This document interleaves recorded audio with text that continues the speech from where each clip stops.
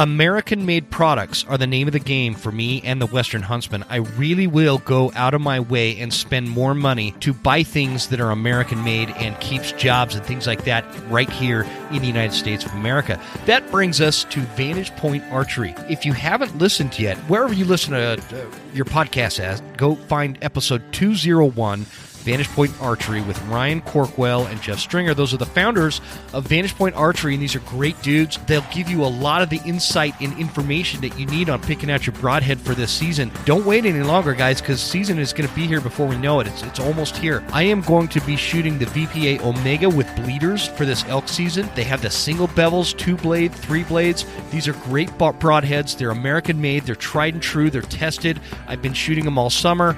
Really impressed with this company, and I couldn't be happier having them as a sponsor on this show. Happy to partner with them. Thanks, guys.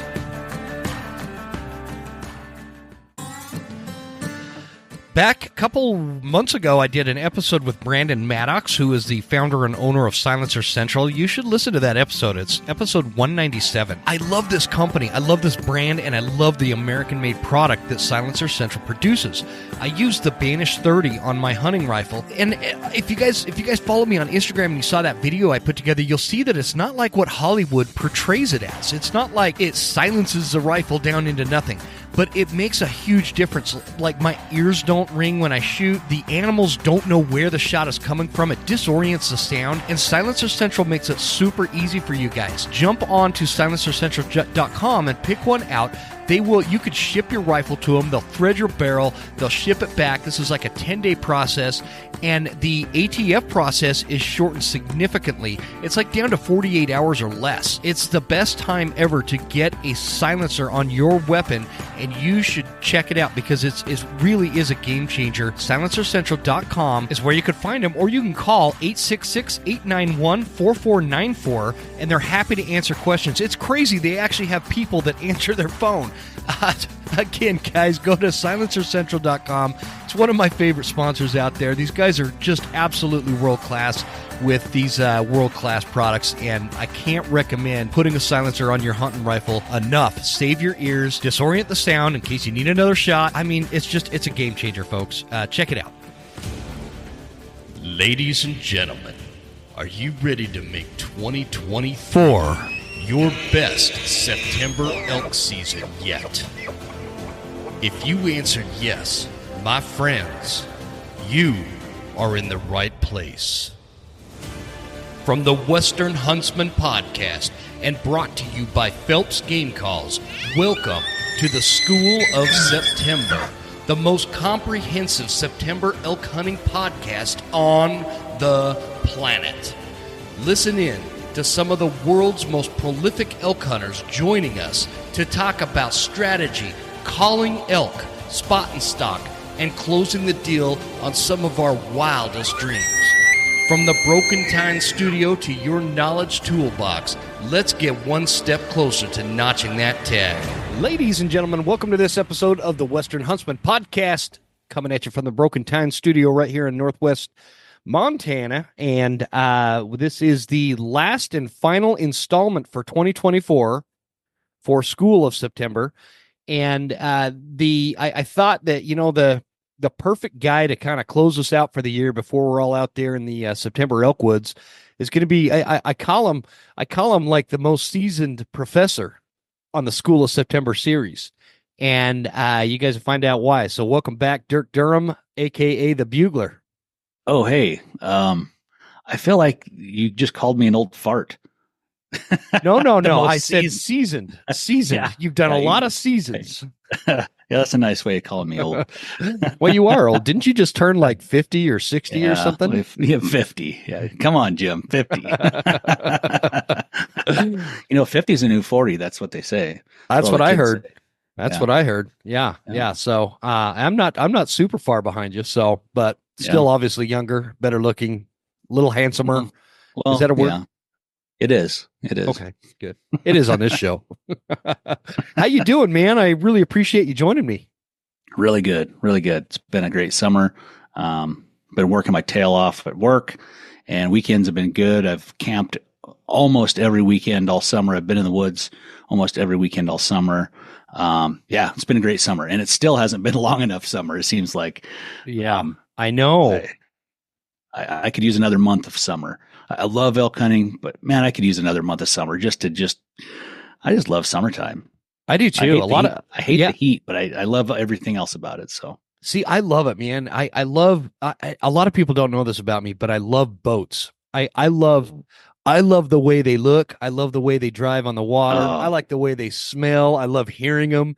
I love boats. And so this year I sold my last boat a few years back and got a new one. And like you, man, we've been trying to get out on the lake with this thing as much as possible. It's funny you said that, because I think I posted something on like Facebook last night that summer's like dwindling down, and you can actually, you could feel it in the air. You can, there's this chill at night. The forecast is like maybe pushing 80 up here, and that's a sign that fall's right around the corner, but usually it's not that cold this time of year. So, I don't know if it's like that this down there, but it like smells like elk season now. Yeah, we've turned the page too. The mornings have been cooler. I mean, it's been hotter than the hubs of hell down here all summer. We had over a month of 100-degree weather, and at night it'd cool off to like 85, 90. But we've turned a page now. We got to cool off, kind of a little bit of a storm rolled through here, and then now the nights are cooler. Wake up in the morning, go outside, and it does smell like fall. There's a certain, I don't know if it's just this primordial thing inside our bodies that like awakens in the fall, or or if it's our imagination or what. But I'm with you. You can always like, oh, I can feel the fall. It's kind of like spring too. Yeah, you can feel spring. Yeah, in the springtime, you hear the birds. You go all winter without hearing any birds or insects, and then the springtime, things start coming alive. You hear robins and you hear bugs and stuff. And then the fall it's different. The air is different. It's cleaner. It was smoky as all get out down here for all summer, because I was going to ask you that, if it's smoky there now, or because we haven't had a lot of smoke up here this year, which is a first. So is it still smoky, or it's really cleared off? Has it? It's a little bit smoky. You get a pretty nice colored sunset, but it's cleared off a lot. Before here, there was a week or so you couldn't hardly see 100, 200 yards. Oh, wow. We had fires very, very close. And then, but now it's a lot better. So hopefully we're on the downhill slide there.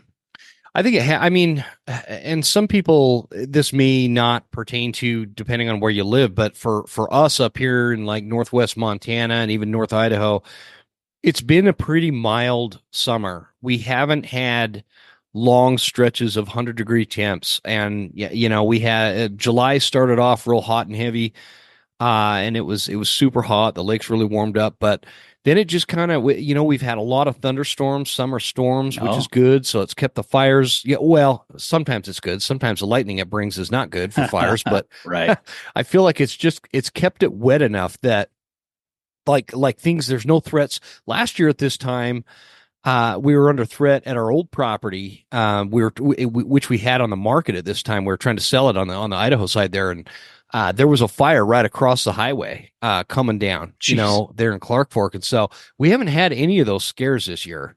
And so, knock on wood, I suppose. But yeah, I'm with you, man. I do, as much as I look forward to elk season in September and screaming bulls and all that, I kind of wish we had another good month of summer, and it's just such good quality time with my family. We go hang on the boat, and we go, I love, destroying their lives on the tube and seeing how far I can knock them into the air, all that kind of stuff. I love boating. You don't know this about me. I love boating too. And for the same reasons, I like the way they look.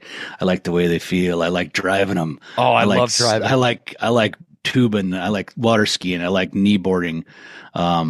Probably the best summer of my life is when I owned a boat, and I boated every night after work from like June through September.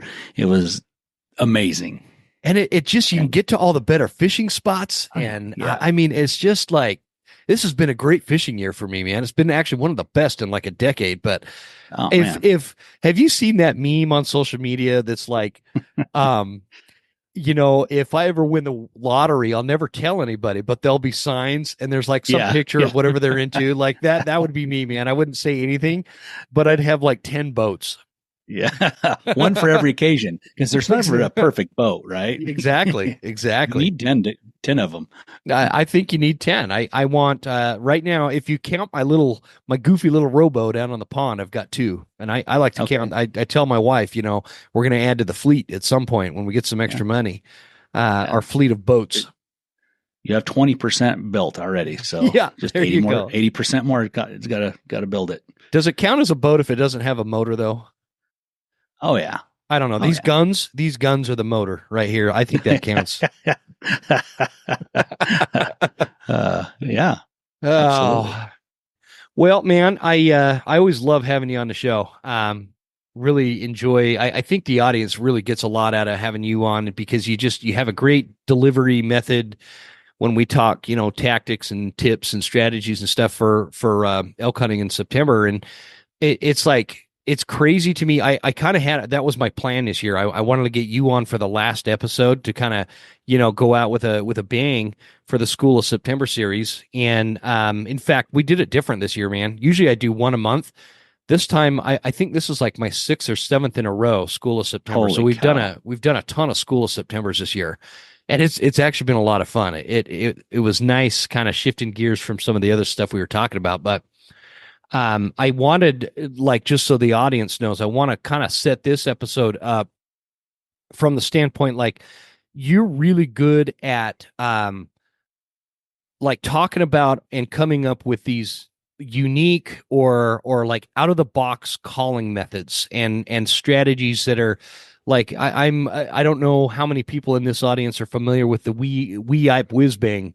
I've tried that. It works. I've tried all sorts of stuff. This year, one of my key takeaways was our mutual friend Bradley came out with well, he didn't come out with it, but he discussed the Dammerman death horn, we called it. Yeah. And I have that ready to go. So, well, we're hunting together, and I hope he better bring his death horn. I want pictures. If he brings it, you got to send me some pictures. That'd be great. Yeah. We're going to video it. It. Yeah. Heck yeah, man. I'm jealous. You guys are going to have a good time. That'll be a fun hunt.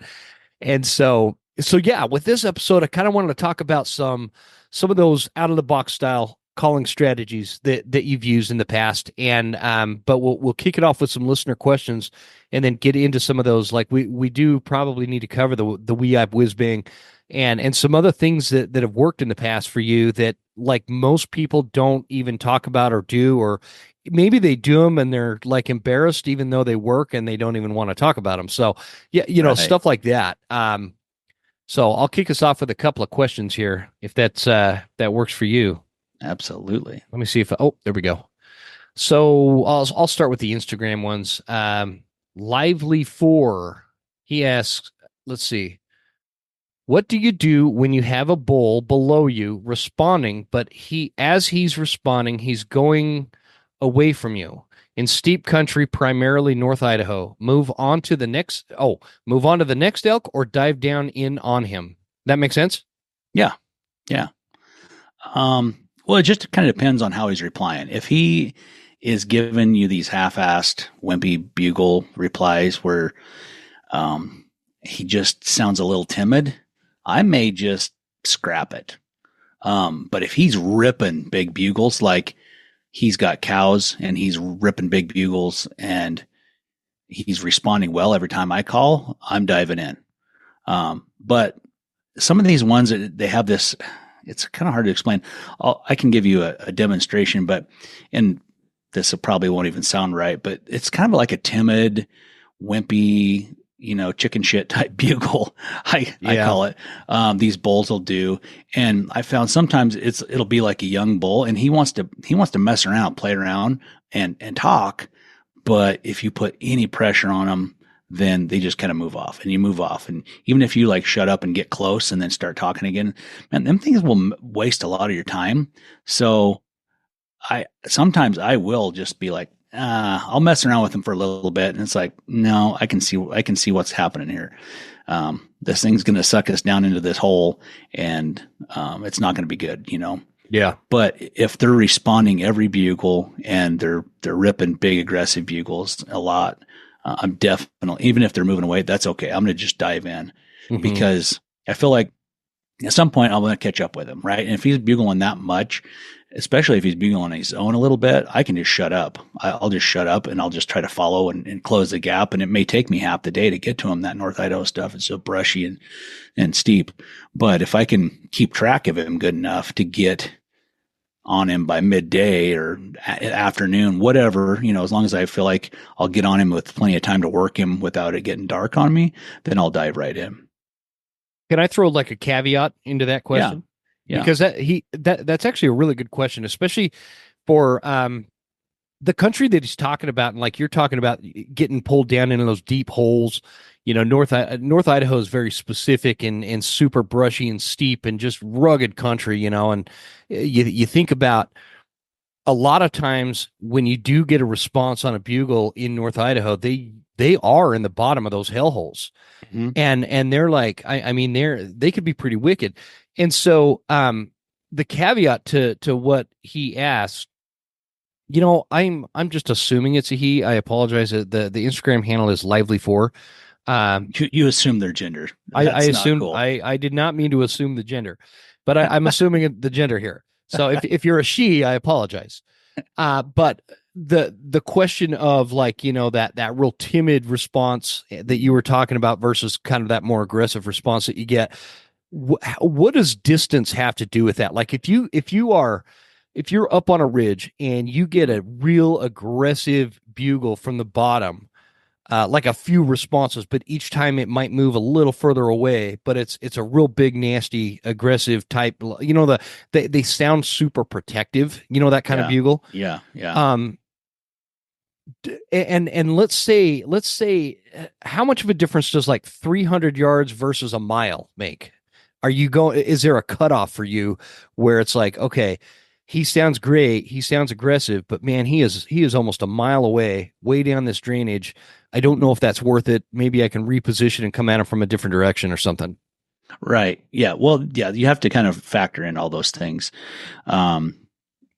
Sometimes a lot of North Idaho country is roaded, right? So from wherever I'm at, it may not make sense. There may be a lot of cliffs. It may be just steeper than the back of your head and brushier than damn it down in there. And it may not make sense if he's, close to a mile away, but I did this in 2017. I heard this bull and he was just cracking off like crazy. And for me to take off from where I first heard him didn't make sense. So I jumped on the road, drove over and bailed off over the hill there and got a lot more direct line on him. I could barely hear him before anyway. And I got closer, got a more direct line on him, and then hiked in and put myself within striking distance. So, whether you have to use the road system or a trail system, or, one thing that I will factor in too, is like, good old North Idaho. Some days you just don't hear a lot of bugling for me, in a lot of the places I hunt. So it may be the first elk I've heard in 2 days. And if that's the first elk I've heard in 2 days, we're going, we're going to go after it. Now, what about, does that change if it's that timid sounding bull? Would you still go after it if you haven't heard a bugle in 2 days? I might, yeah, but I may slow play him. I might not commit to like diving to the depths of hell for him, but I may put myself within closer striking distance and kind of slow play and do some calling towards him and see if I can raise his temperature, which I've done that before too, to where they were just kind of giving these moany bugles. This one bull in particular, he was giving moany bugles from his bed. The first time I sound checked this spot that in the morning, didn't get a response at all. Made a big loop, came back about 2:00 in the afternoon, and he replied, and it was a real moany bugle. So I spent 2 hours and it was in a place, it's like I was by myself.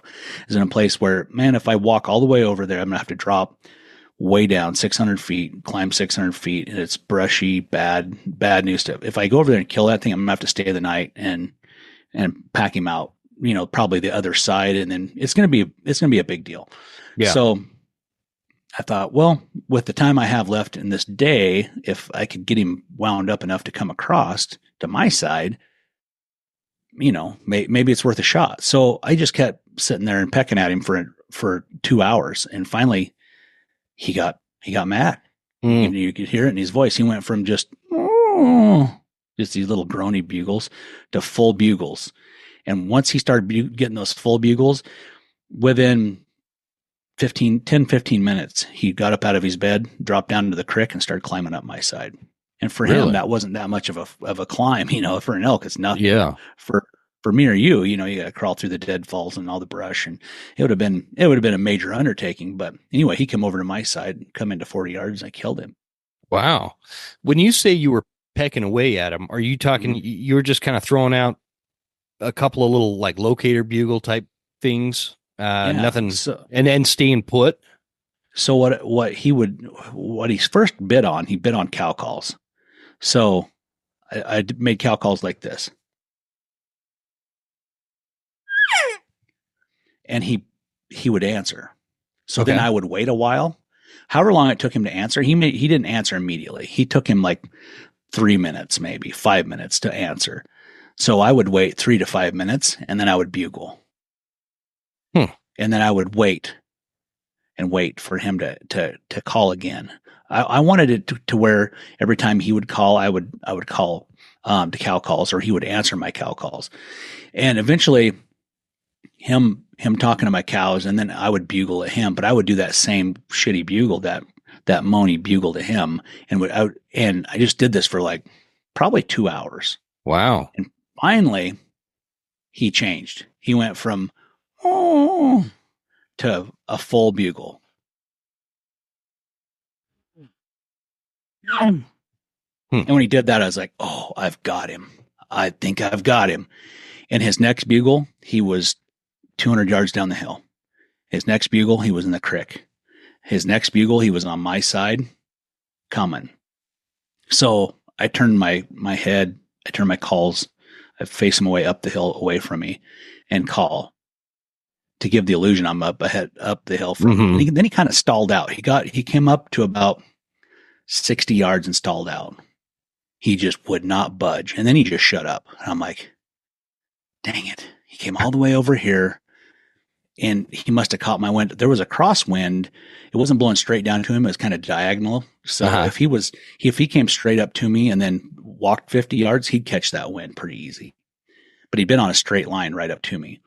And he shut up for a long time. And I'm like, God dang it. I knew I should have done something different here. He probably got my wind. But I thought, well, I'm going to walk down towards him and then call a little bit more. So I think I'll walk another 50 yards down the hill. So I started walking. I made it 10 yards, and I didn't even make a call. I walked 10 yards, popping brush, and he bugles. And he hadn't moved. He'd been standing in that same place for like 10 minutes. Wow. He was right behind a tree. So I moved up another 10, thinking like, well, he's 60, so I need to get to where I'm like 40 yards from this thing. So I moved up another 10, and I cut him off when he bugled, and it was crazy. He was behind this big hemlock tree, and all of a sudden I seen the limbs that were hanging down. They just started shaking and was swaying back and forth, and he pops out. He like kind of like, it's almost like shaking the curtain at one of these old timey burlesque shows or something, and then popping out from behind the curtain. Surprise. He did that with these limbs. He like shook them, and then just like dove under them and popped out, and there it was. And he just started climbing up the hill, and he got to about 40 yards and kind of turned broadside, and I was already drawn back, and I just let her fly, and he ran 100 yards and was dead right there. Did he run down into the bottom of that drainage, or he ran down quite a ways? Yeah. But he didn't go to the bottom. And whenever I got there, he was hung up. His antlers were hung up on a tree, and it was super steep, like crazy steep. His antlers were hanging on a tree, keeping him from sliding down the hill. So I had to like grab my paracord immediately and just like tie him off really good. I tied his antlers off. Didn't you do a video? Did you do a YouTube video on that one? I did. I think I remember that. I did. And it's the one where I did I was trying to take a picture of me, like a self-timer picture, but it was like a self-timer video thing. And it kept on it would do like a little video and then snap a picture. I didn't even know the camera did this, but it showed me farting around trying to get lined up. I'd push the go button on the camera and then run over there, jump over the elk and try to get set up. And one time he horned me right in the freaking thigh. Ooh. Whenever I jumped over and I said a bad word. Yeah, it was miserable. But anyway, it's super steep. But anyway, yeah, that was one of those out of the box tactics. I was like, maybe I was just being lazy. I was just kind of factoring like how much time I had left before, I ran out of sun and, my capabilities as a single person there of getting a bull out. It's like, it'll be an all-nighter. And I didn't really want to do an all-nighter that bad.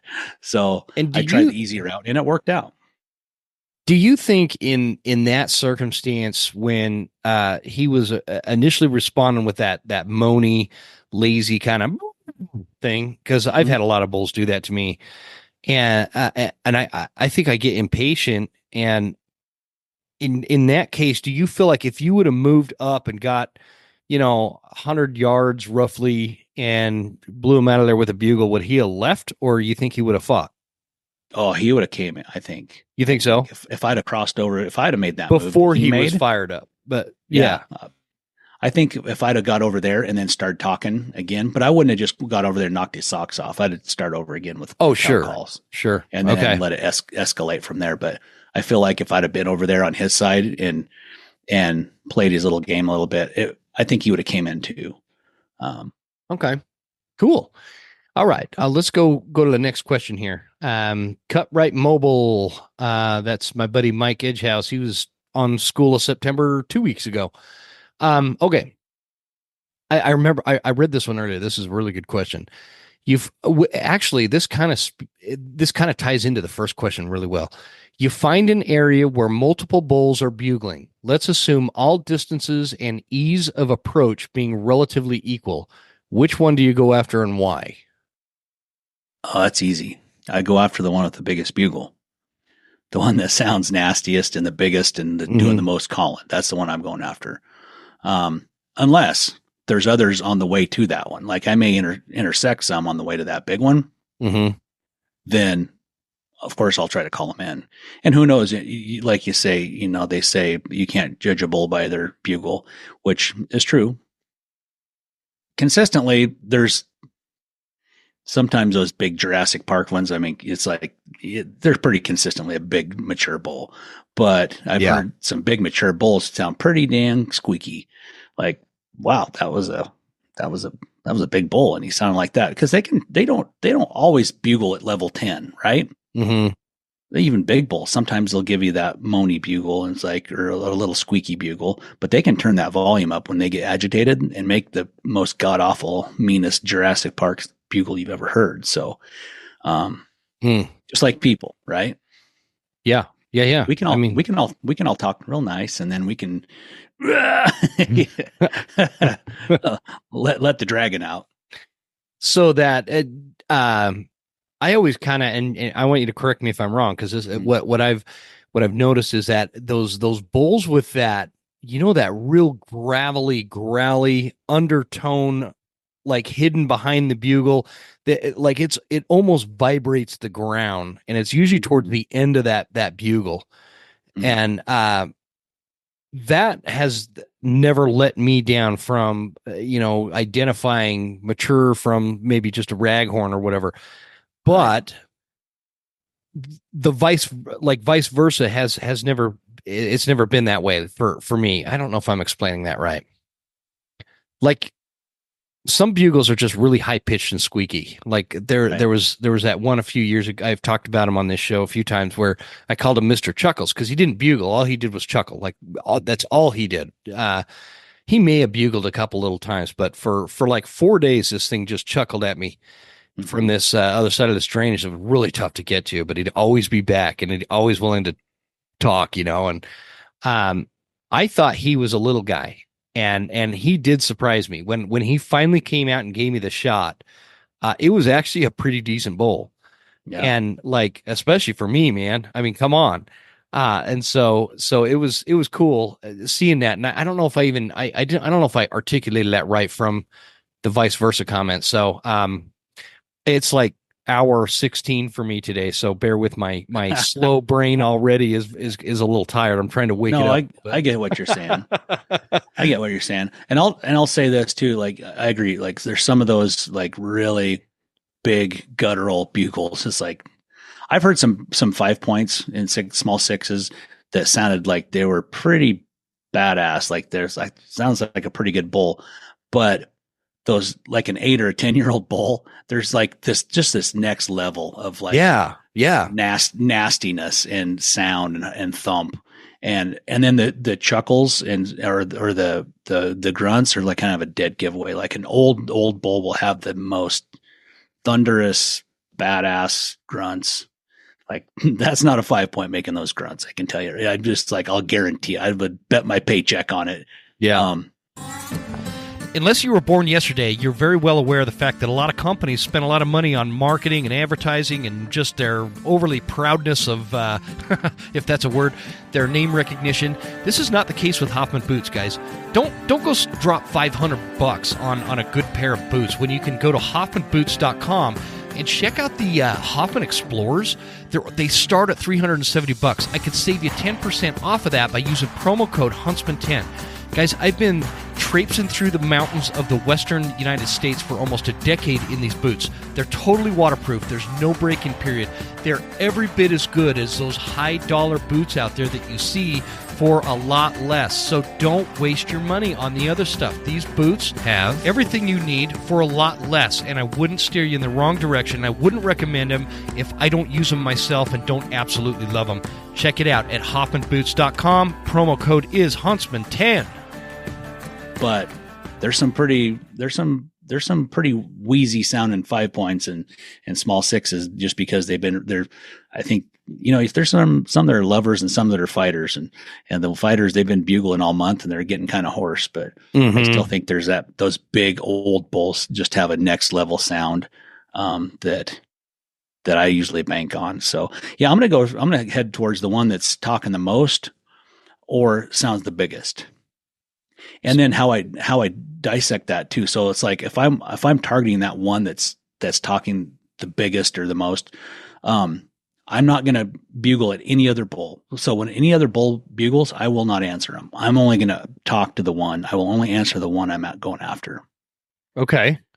So in doing that, it lets him know we're talking, right? Number one. Number two, that does piss off the other bulls. Like, hey, I want to say something. Like, it's like you're ignoring them. And a lot of times them things will come in to check you out just because they're mad and you won't talk to them.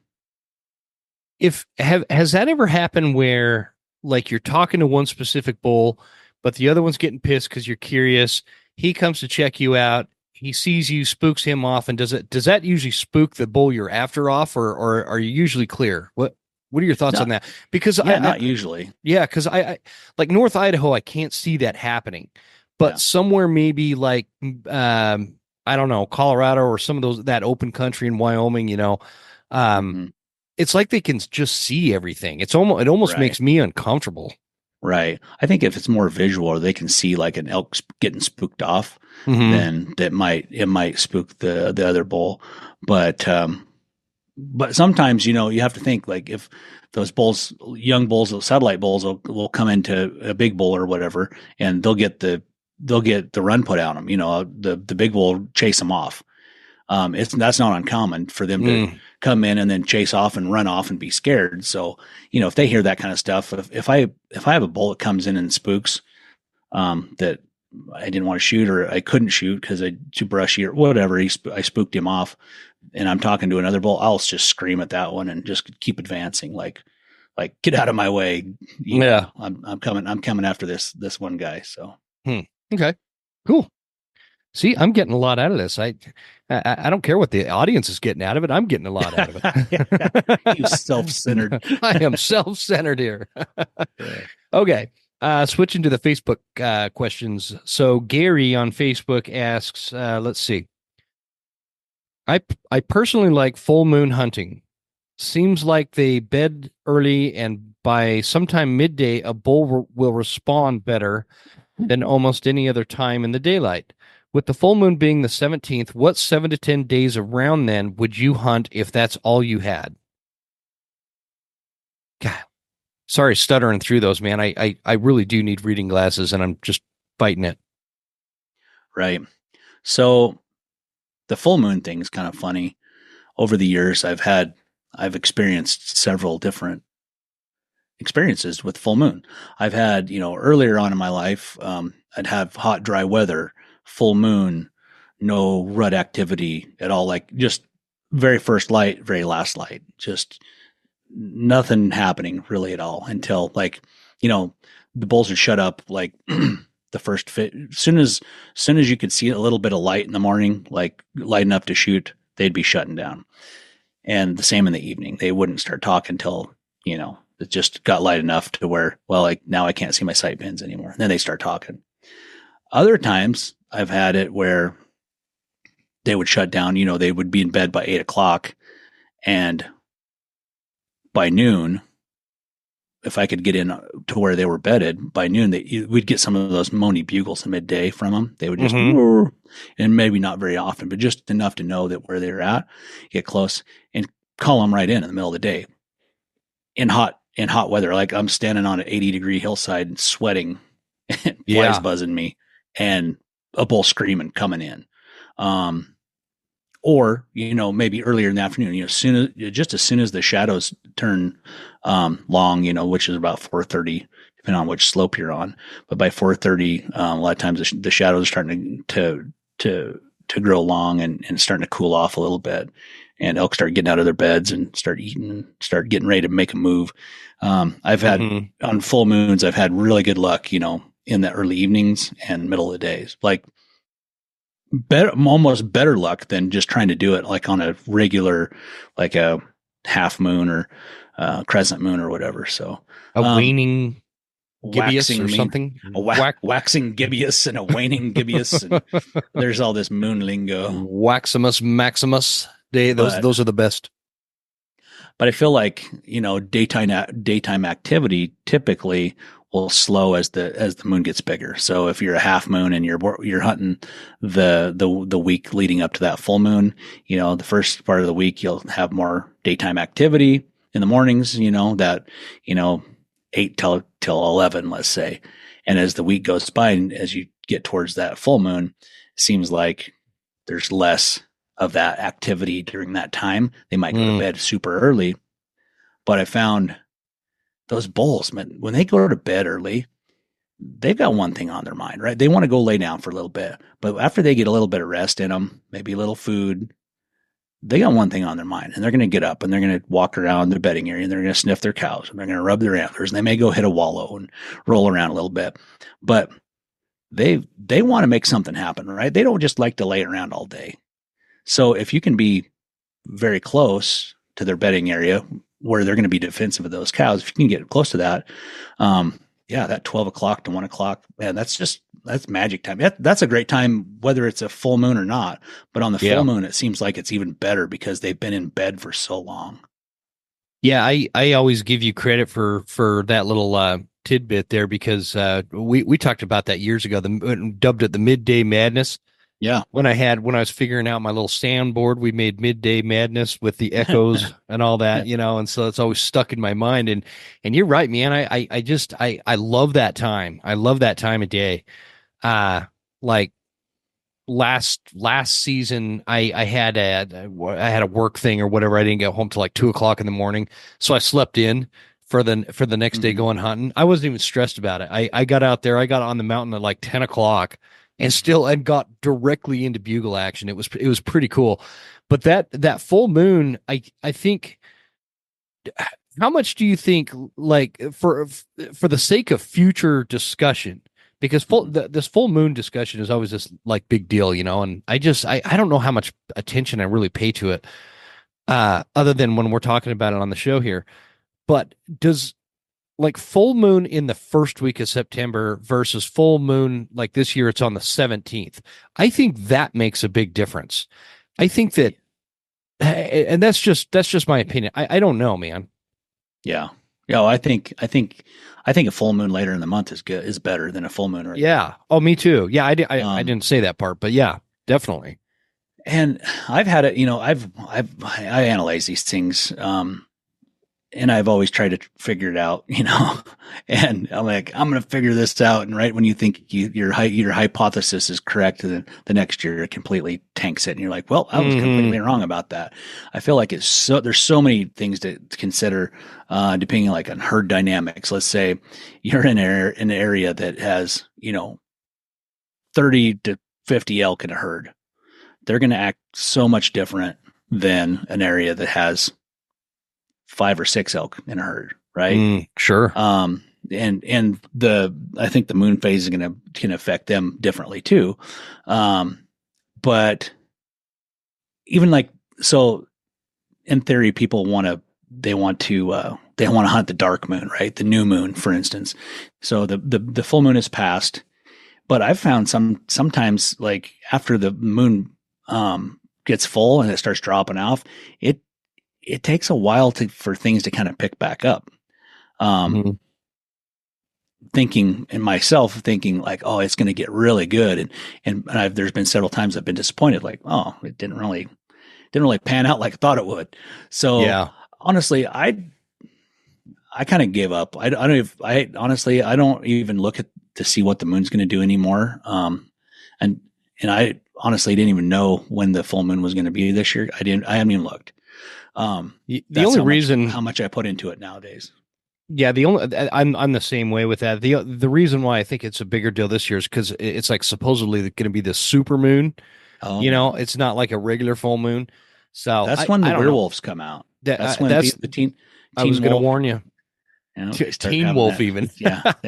People start turn into werewolves and stuff. Yeah, I'm telling you, it's dangerous time. In fact, most listeners, if you're hunting, Northwest Montana or even the Idaho Panhandle, that whole week around the 17th, you should probably stay home, just because of how dangerous it is. Right. Right. And that whole timing, let's say that third week of September. Everybody likes the third week of September because that's typically around the peak of the rut, right? Where most of the cows are going to be in heat or coming into heat. And back to that herd dynamic. If you've got a herd of 30 cows and there's a whole bunch, there's a few in the herd that are going into heat during that time, there's going to be a ton of bugling. But to get that bull pulled away from those, it's going to be a lot tougher right then. Yeah. And let's say if there was a bull that had 4 cows in North Idaho and he's got one that's sniffing and smells like, she might be coming into heat here pretty soon. You might be able to trick him away for just a little bit. You might be able to fool him. Yeah. But, it's a tricky deal. And even if you get in close in their bedding area, I mean, you can call them out even if they got a lot of cows, but a lot of times you got a lot of smaller bulls around. If you got that many cows around, you probably have some smaller bulls around too.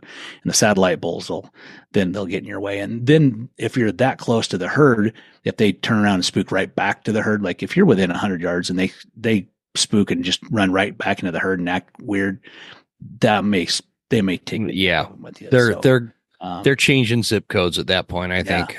I feel like I'm flip-flopping on this a little bit, but there's just elk calling such a weird thing. There's never one, this is how it works every time. Well, 60% of the time it's only 60%. I'm so terrible at math. The first time I heard that, it took me a minute to figure out what he was getting at. 60% of the time it works every time. Yeah. But that's the beauty. And I say this a lot, but that's the beauty of elk hunting is there's no way to just provide an easy button and it's kind of like, by trade, I'm a salesman, I've been a salesman for a long time. That's been kind of my thing, as I've been selling roofing. There's no one thing that works every time in every sales circumstance, and it's the same thing with elk hunting. Right. There's just not one thing that has been consistent for me it'll go 3 years. And then that fourth year I'll go out and try the same thing and it doesn't work. It doesn't do anything. In fact, I just totally fail, And so, But again, I think that's why I'm so drawn to calling elk, because of all these like nuances and changes. And man, it's a good time. So, if you're hunting that full moon, I don't know, spotlight, maybe try that. Yeah. No, I'm kidding. Okay.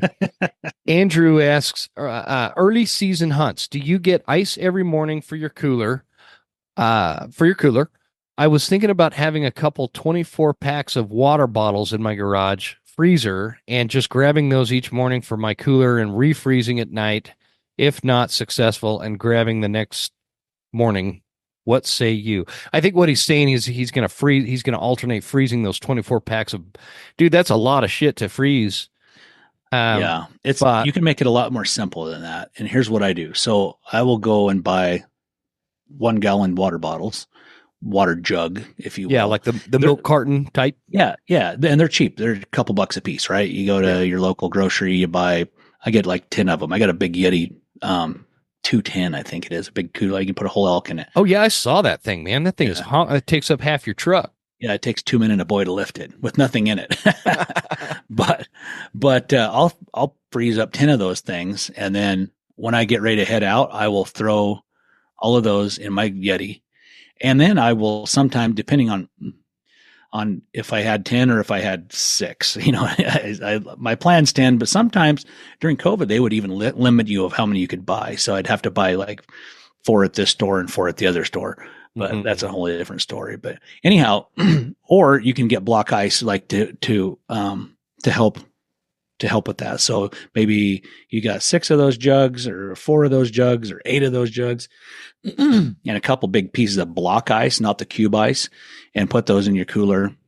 And then you just keep that thing closed. Now, a lot of times I have like a cooler bag, which I keep some frozen meals in that are inside of vacuum seal plastic bags. And then I'll just heat them up with hot water. And then that's what we'll have for dinner if we're not backpacking, which is most of the time just base camp stuff. So it's easy to make. Right. So I'll keep all that stuff in my cooler, but that setup there, those water jugs will stay frozen and cold for easily a week, even in hot weather. So, the little jugs in the cooler. Yeah. And I don't take them in and out of the cooler. I just leave them in there. Or you could like take those and fill it up with those frozen jugs. You could take cube ice and pour the cube ice and all around the jug ice. Right.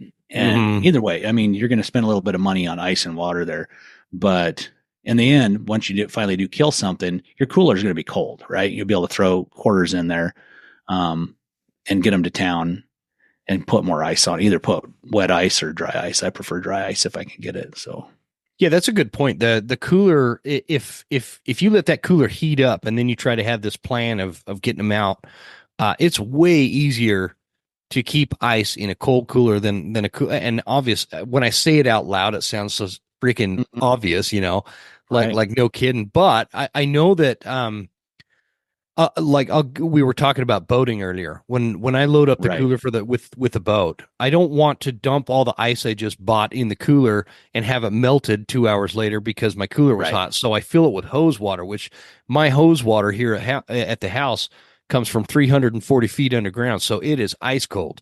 Right. Yeah. And so I fill that up and get the cooler nice and cold. And then I start dump the water out. And then I start putting the beers and the ice and the, drinks and whatever in there. And that makes a big difference. So I call that pre-gaming. Pre-gaming. Yeah. Pre-gaming. You got to pre-game. It's a pre-funk. Pre-funk. That's what we, we're pre-funking here, but no, that sounded terrible. Yeah, and Andrew, I know what he's getting at. I think that the water jugs would be way better because the water jugs will last longer on ice than those little water bottles, like drinking water bottles is the biggest thing. Even if you froze the whole thing as a 24 pack, because there's more external space or whatever. And I'm no scientist, but I think those gallon jugs would last a lot longer for sure. Yeah. Well, and also if he didn't open those bags and take each little bottle and pour out a little bit of water, those things will bust, right? Yeah. Those things they're not that tough, or they'll either bust or they'll pop the caps off. I have to do that with my gallon jugs. I'll have to take the lid off and pour out like a half a cup of water, or a cup of water. That way I leave room for expansion. So whenever it freezes, it expands. That way you don't split open the side of your jug or pop the top. Gotcha.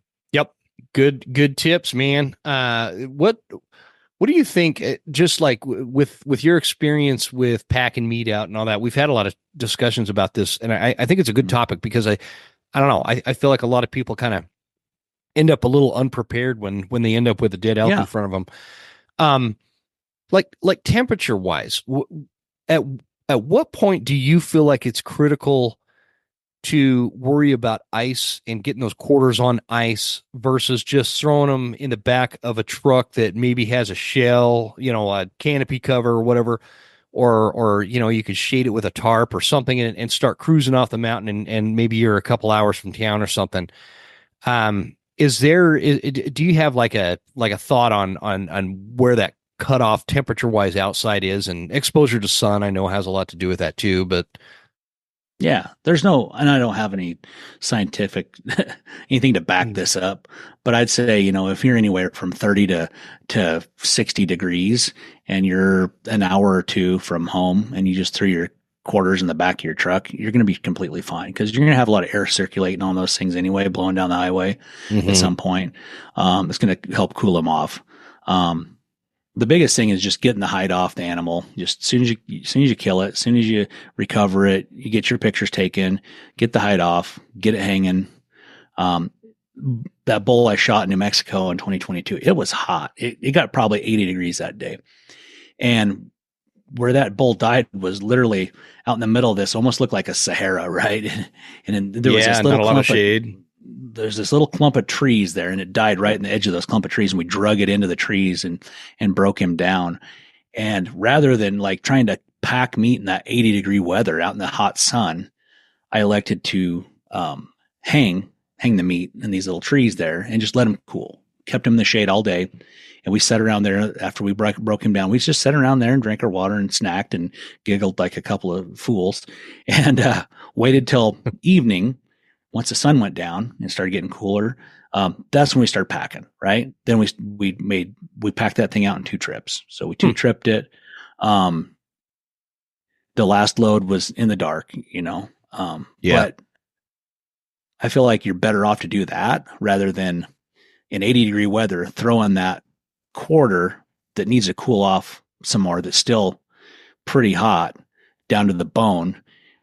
You throw that in your pack and you start hiking in 80-degree weather, that thing's not going to cool very good. And then when you get to your pickup, you have to factor in like, oh, is there any shade around my pickup? Maybe not. Mm-hmm. Do I have my cooler within my pickup? Well, no, it's back at camp or whatever. I keep mine in my little cargo trailer. So, the smart money was to hang that thing in the tree. And not only did I left the bone in, but what I did was I went and carved the meat away from down to the bone and opened up large portions of that bone area to where it was almost to fall away from the bone, but it was almost like the bone was there to kind of hold it together. Kind of like a tree would, just give it some structure and still hold it upright. But then it was allow that air to circulate in there. But it probably peaked out at 80 degrees that day. But then once the sun went down, it started cooling off really well. Then we were able to pack it out back to camp, put it in my cooler, went to town, put a bunch of ice on it. They didn't have dry ice, so we had to put wet ice on it, right? Mm-hmm. Well, some people lose their mind. Oh, you can't get your meat wet. Well, you can't get your meat wet and leave it wet for a long period of time, right? Once you get it wet, like for the ride home, we had to drive 17 hours or whatever back home. When I got home, we took it out of being wet, took it out of the wet bags, put it in my walk-in cooler, hung it up, turned it on. I had my wife turn the cooler on. It was 28 degrees in there. Immediately, the meat gets dried back out, forms a skin on it, and we're good to go. Yeah. Now, if we'd have sat there and stored that meat wet from whatever water was on it with like garbage bags over it for a long period of time, for, 2 or 3 days and let it age or whatever. That's not good. That's when your bacteria starts building. Yeah. I learned that lesson on a bear, man. You can't leave it wet, but you're right. I mean, you also think about, like, if you take it to the butcher, and they hang those quarters up, they're usually spraying it off. They're hosing it off, getting the hair and its stuff off. And so it's okay to get it wet. But like you said, letting it sit in moisture, is just a bad call. Right. And if I have pictures to prove that on a bear. So that's what happens when you kill a bear in September and you're trying to kill an elk. You got to let it sit somewhere while you're busy, and right. I screwed up. Right. And that kind of goes to the same, like if you're miles from the truck and you're worried, it's hot and you're worried about getting it out in time. If there's a creek or a lake or whatever there, you can submerge those things in the water in the lake or the creek. The smart guy will have some contractor bags to help protect him from getting wet, let's say, but I wouldn't shy, as long as you got good quality game bags, I wouldn't think twice about submersing them into a creek to get them cooled out. Like, you want them things to be cooled out. Once they get cooled out, especially a mountain, New Mexico creeks, probably not so much, but mountains, your Colorado or Idaho or Wyoming or whatever, you can get into a mountain stream. That water is going to be cold and it's going to cool that off right down to the bone. And once it gets cooled out, then you can hang it in the tree, let it dry out. You're going to be fine. Yeah. I saw this dude. Oh, go ahead. I was going to say once you get it in your cooler, you want to make sure you're rotating it too. Cause let's say maybe your meat was kind of cooled, but it wasn't cooled off to what you really wanted to. So once you put it in your cooler, you have to let's say once an hour, you got to rotate that meat. You got to pull over, open your cooler, rotate the meat. So you got to turn it 180 degrees. So a different area of that meat is exposed to the ice and the cold.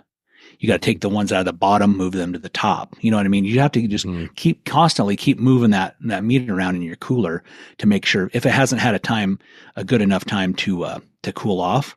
So if you're going to drive from New Mexico to Idaho, then you're going to have to pull over and make sure you're rotating your meat to whether you have wet ice or dry ice. Either way, you're going to have to make sure you're rotating it. That way, every part of that meat gets cooled out. Because if you just let it sit, somewhere down the bottom of that meat, you got layers and pounds of meat, and you got that cooler. The cooler is designed to keep whatever temperature stable, right? Yeah. So if it's not really cold down there, then chances are your meat's not going to be really cold down there, and you could have some stuff turn bad on you. Yeah, great question, Andrew. I love any topic of taking care of. I just had I'd mentioned Mike Edgehouse earlier with Cut Right Mobile, and what he talks about is to get the most meat into your freezer. You're honoring the kill, and I like putting it that way because it does dishonor the kill if you jack that meat up or you screw that meat up. Like, I dishonored that bear because I let that thing. I had this huge cooler. It wasn't a Yeti. It was like an Arctic, which are pretty super. Actually, it's that one particular Arctic. It's like my favorite cooler, man.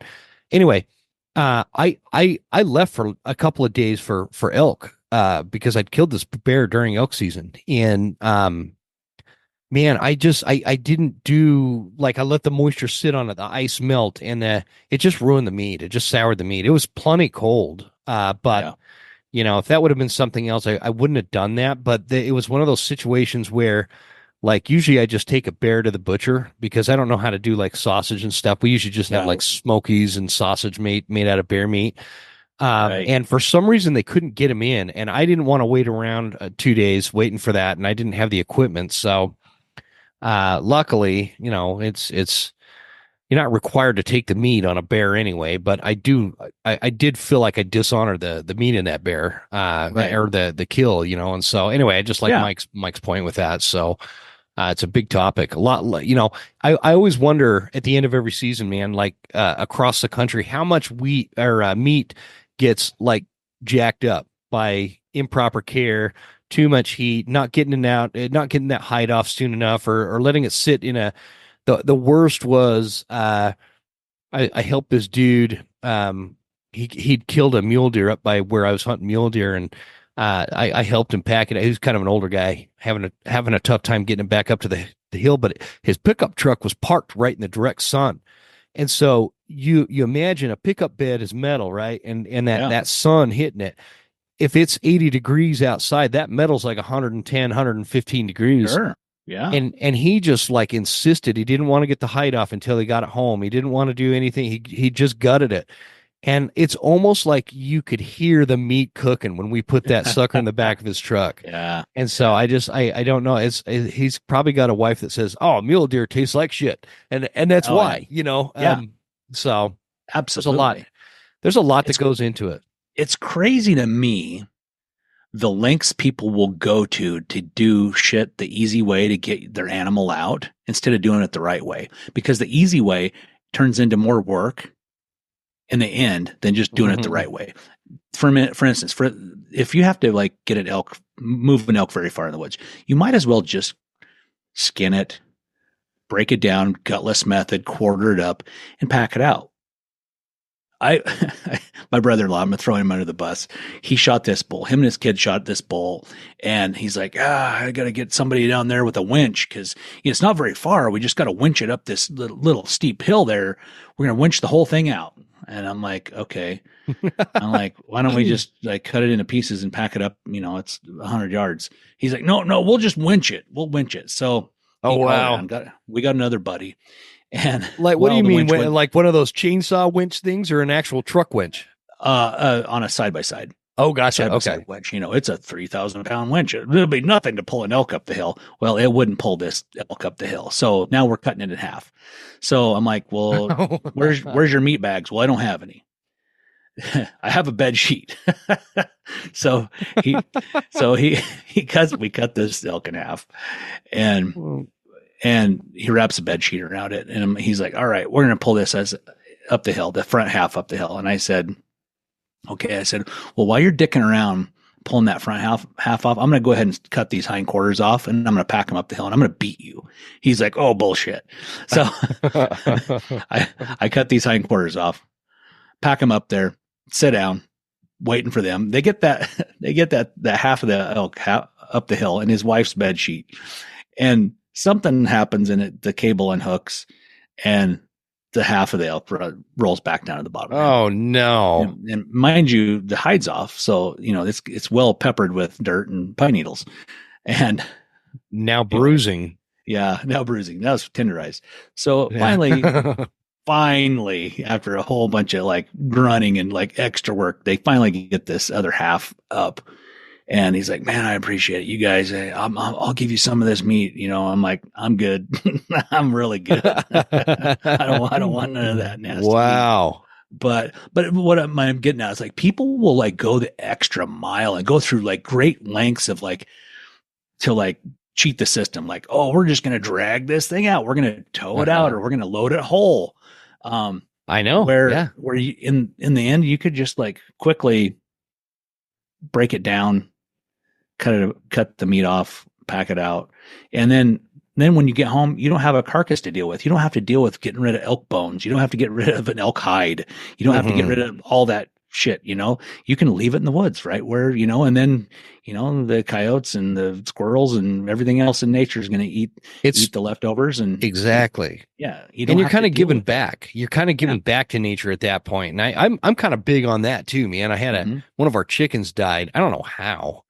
I went out and put it in the back of the property there, and I put one of my trail cameras on it. I have the raddest picture of this. I can't even quite identify the bird. All I know is it's definitely not an owl, but it's some kind of big hawk, and it like looks like some satanic thing because of the way the sun is reflecting. Oh, yeah. It comes down and it snatches a chicken up. It's on my this is all game camera pictures. I should find it and text it to you. And it picks that chicken up. And as it's flying away, the sun, how it gets that halo kind of glow around a camera sometimes. It's like circling the chicken and the hawk, whatever bird it was. And this thing's just giant, man. It takes the chicken off. Anyway, it's a cool picture. It's one of the coolest pictures I've gotten this year. But, I feel good because this land, it gives me so much. I was able to give something back, and that chicken, I could have just thrown it in the garbage or whatever. But I don't know. I feel like it just, nature deserves a little give back. And so that's why, and to your point, man, people, they instead of, I guess I like to say, and I say this to like some of my roofers and stuff, the easy way does not mean the fast way in most circumstances. And if you're trying to take the easy way route, you're going to end up with a lot more work and a lot less outcome. And so if you just do it the right way, even if it appears to be a bit slower, or even if it in reality ends up being slower, the safe way and the right way ends up just being better for everything. And so, yeah, great point, man. Yeah, I found out a long time ago in one of my other earlier past lives, work careers, that, you do it painstakingly right the first time, then you do it once. Mm-hmm. If you half-ass it, that every damn time, especially if it's a difficult job, if you half-ass it, it always comes back to bite you. I've seen it, guys do it time and time again, doing a half-ass job, and then next thing you know, they got to do it again. I'm like, God, you can't do it. You got to just go through extra efforts just to do it right, or overdo it the first time. And then you turn your back on it, you walk away. You never have to worry about it again. Yeah. And speaking of butchering, one other thing I'd like to kind of talk about, is if I'm cutting my own meat, or if I'm not, I like to have them save all the scraps. Like all the trim, the stuff that you're not going to put in a package and eat, like all the silver skin and all the crusty outside skin of the meat and all the stuff that we typically don't find edible, even bones. I save those for my dogs. My dogs do the raw diet, so they don't eat dog food. They eat raw food, so elk meat, deer meat. We feed them the trim off that. Chicken, whatever else, when I run out of the scraps from last fall or whatever. But man, we use up every bit of that. And those dogs, they're healthy as can be. So, that's just another way to utilize every little bit of it. Or if you don't have dogs, maybe you have a buddy that does. Even if, before my dogs did the full, raw diet, we would freeze up these like gallon freezer bags of these scraps, and, you just give them to them as treats, a little supplement every day. It's like give them a little bit extra, and man, they love that stuff. Oh heck yeah, man! My dog loves hunting season because of that. Yeah, because he gets a bunch. I was going to ask you, how's Hank doing, man? You got that new puppy, dude? He's such a great dog. He's a super dog. I think he's going to be a super dog. My old dog Grizz, I always called him Super Dog when he was growing up and stuff, and I think Hank's going to be super dog too. He's just really smart, very self-aware, just a pleaser. He's not your typical pain in the ass puppy running around acting annoying.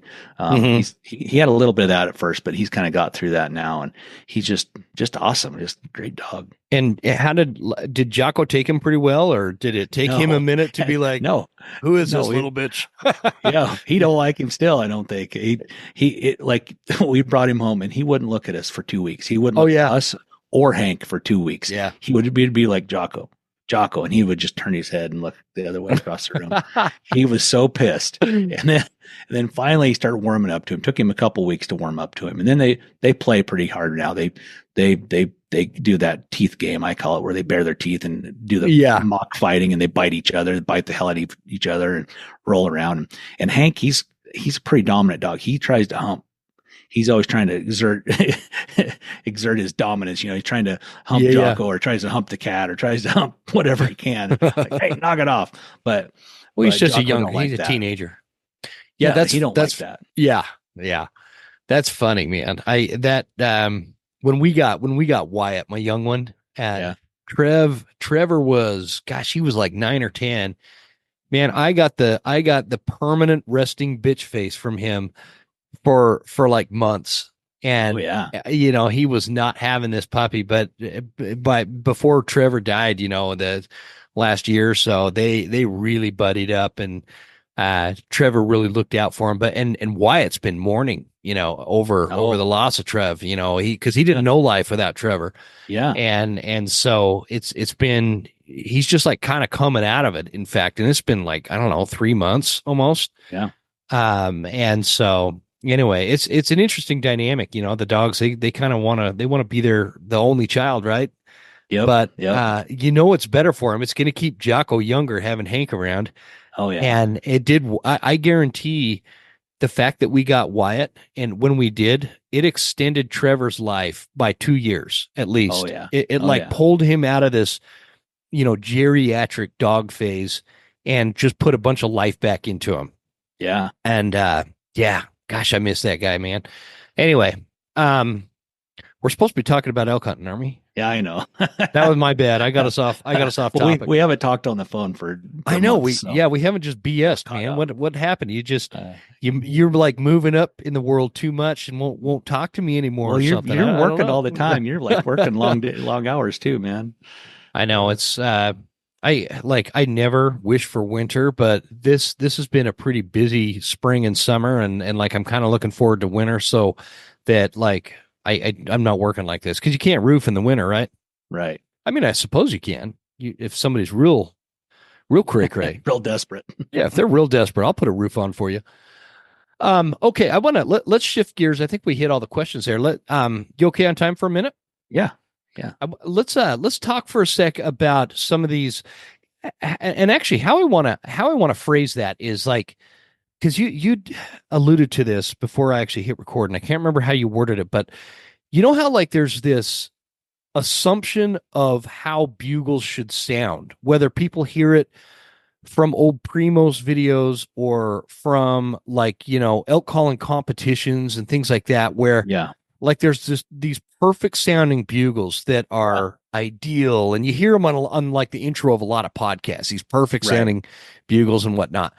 Can you speak to what everybody does versus what everybody kind of should be doing when we're talking about calling and we're talking about like emotions in calling and adjusting to like moods of different bulls and the way they talk and they communicate, and I don't know a lot of people that have the kind of experience that you do behind a bugle tube in front of actual elk, and so talk to us about that for a minute.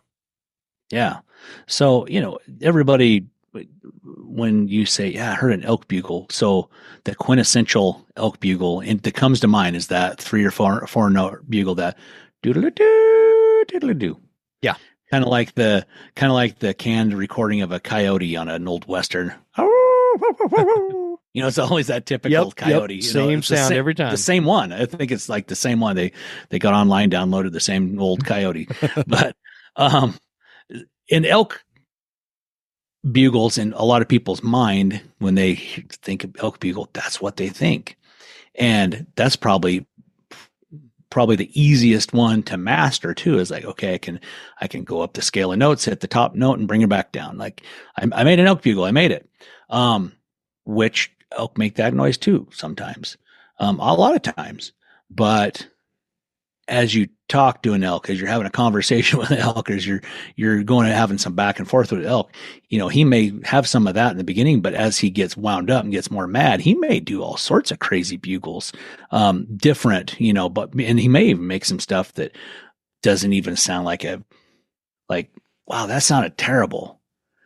I know it's an elk because I don't think a human could sound that bad. Yeah. But it does have an elky sound.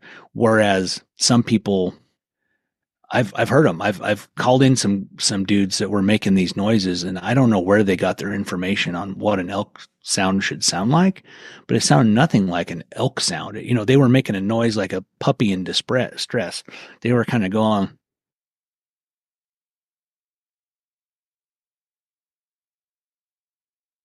They were making these weird little puppy, and I hear people talk about, just make a spike squeal.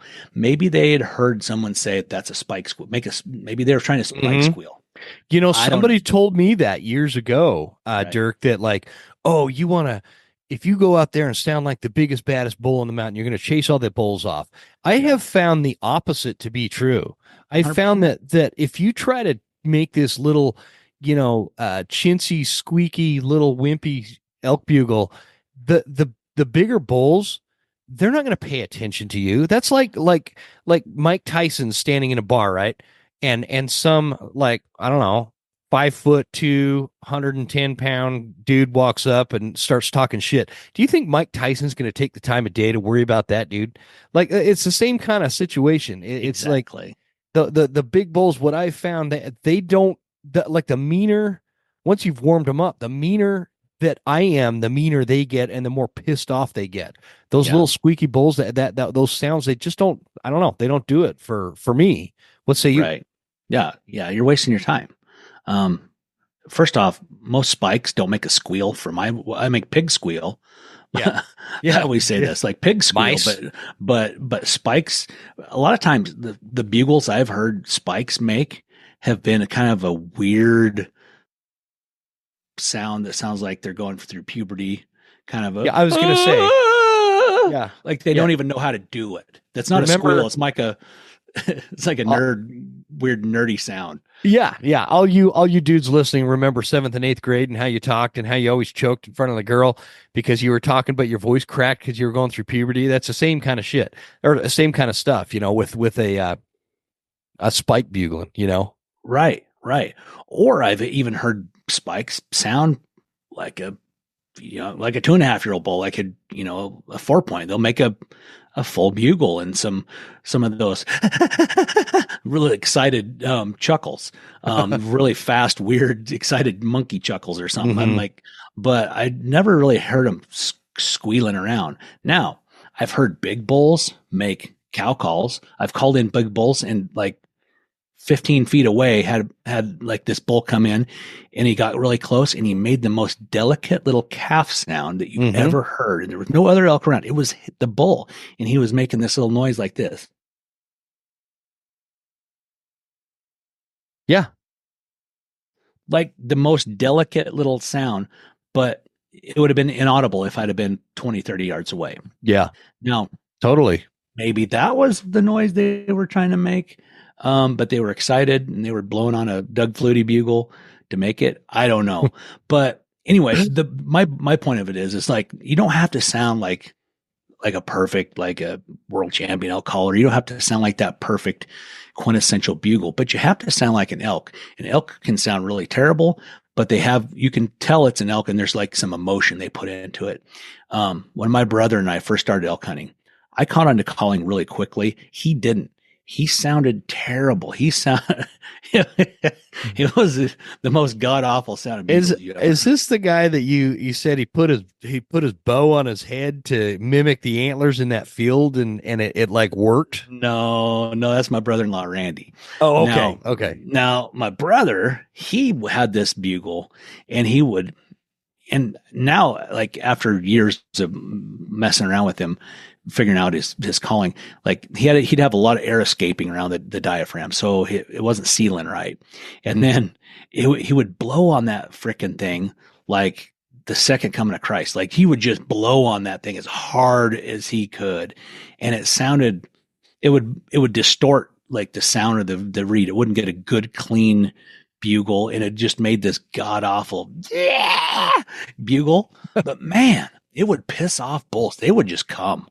Now, if they thought like, oh man, I'm going to beat this nerd up, like this is going to be a sure thing, like I'm going to just trounce this idiot. I don't know if they thought that, or if they thought like it was just triggered something, like it was just like, oh, I want to fight that guy.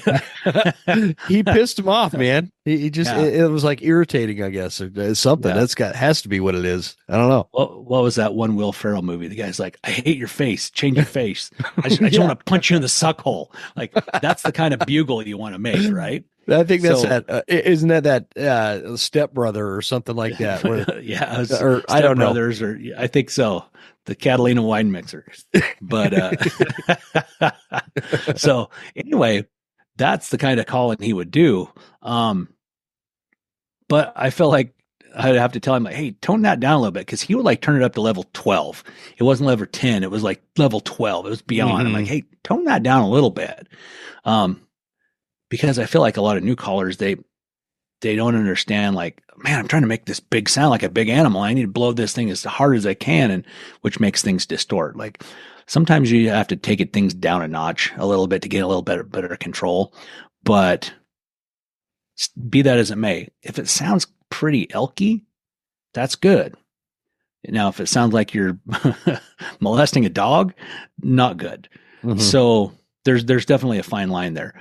But the best for people to want to practice and get good at sound like elk is to watch real elk on TV. So get on YouTube, watch all these. There's tons of like videos on there, these elk in national parks and stuff, and these giant bulls and little bulls and running around and making all these crazy rutting bugles, and cows making these wild cow calls and stuff.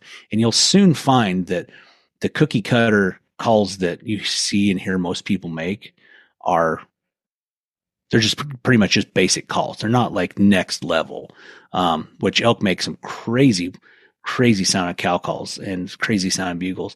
And especially, I talked a little bit about her dynamic.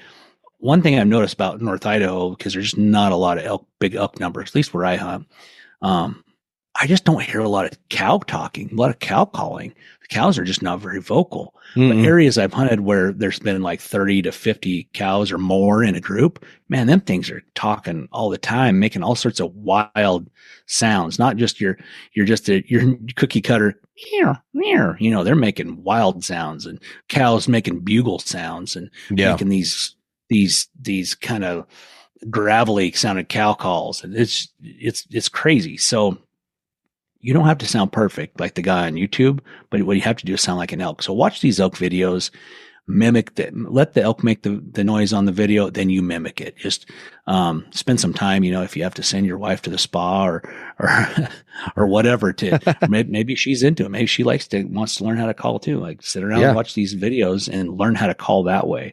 And you will definitely be better for it. I struggled, when I first started calling elk. Of course, I'd never, my first year elk hunting with a bow, I'd never even heard a real elk bugle before.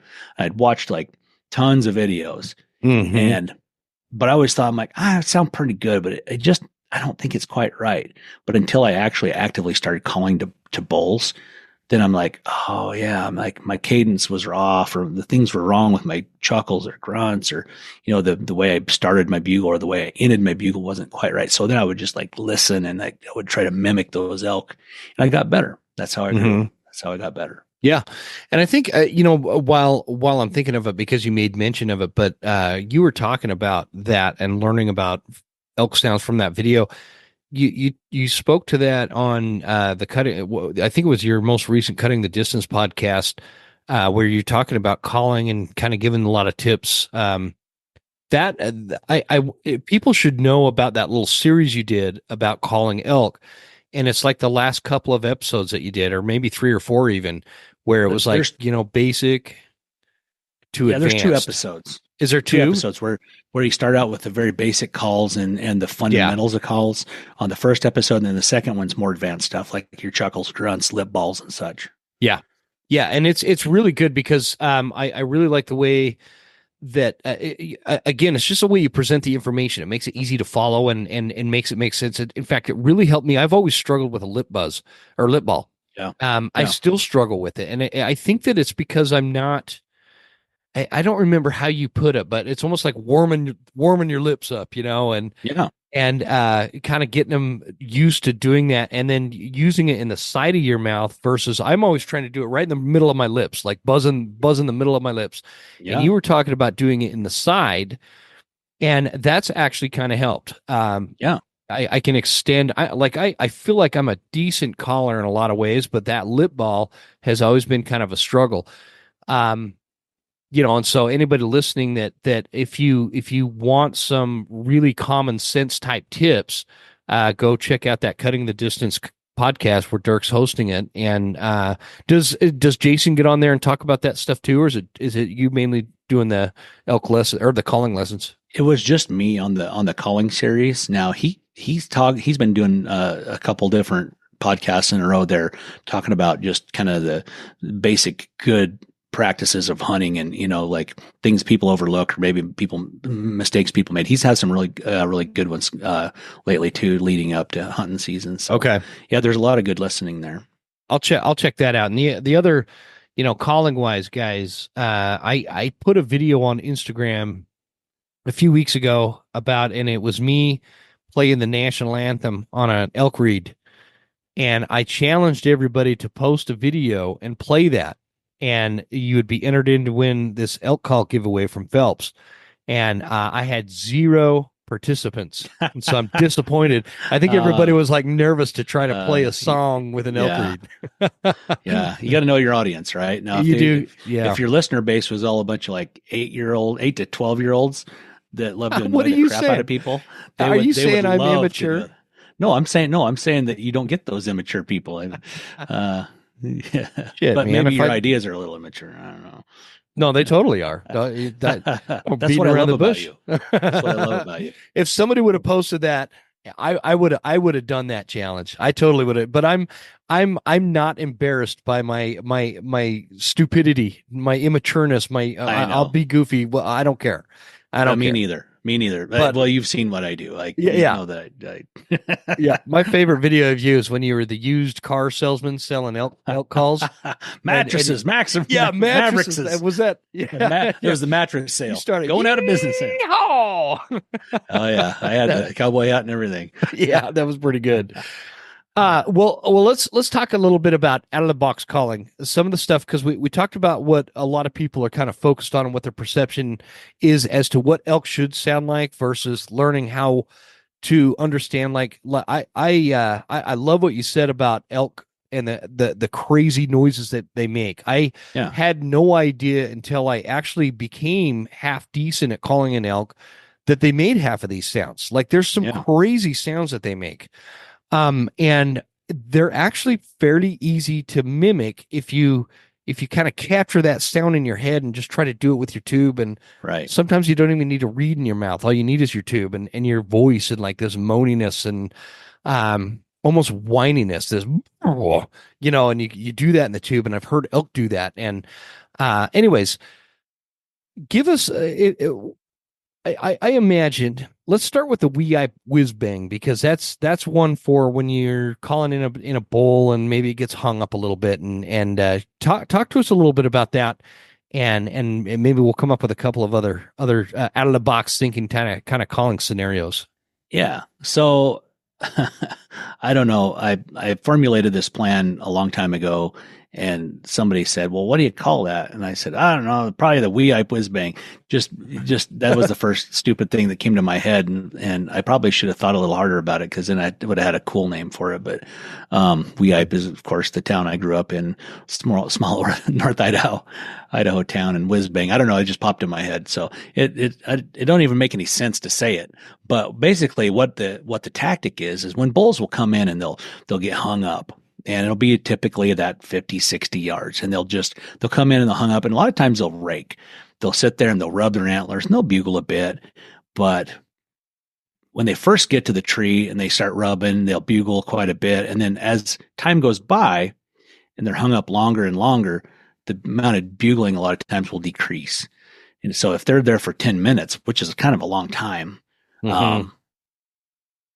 they start to kind of lose interest. And sometimes they'll even bark at you to like say, hey, show yourself. I've come all this way, you stupid jerk. I thought you wanted to fight. But if they hang up and they won't break loose, like my normal mode of operation is they rub, I rub. And when they talk, I talk over the top of them. So whenever he bugles, I will bugle right over the top of him. I'll cut him off. And if that doesn't work, if he just like will not budge, then if he's 60 yards, I want to try to move up 30 yards. If he's 50 yards, I'm trying to move up 20, 25 yards. And when I do, I'll scream a giant, nasty challenge, and I will stomp and I will break and I'll move forward, advance, and I will break every single stick on it I can and make a bunch of noise. I'm not trying to be stealthy at all. I want him to think this bull's coming in and I want to see him. Mm-hmm. And more times than not, you move up, you get to that. Maybe you might even move 10 yards and they'll pop out. But I'd prefer to get to that halfway distance. That way, when I get there, I can knock an arrow real quick and they'll pop out to kind of see who's coming. Then I'll be ready for them with an arrow.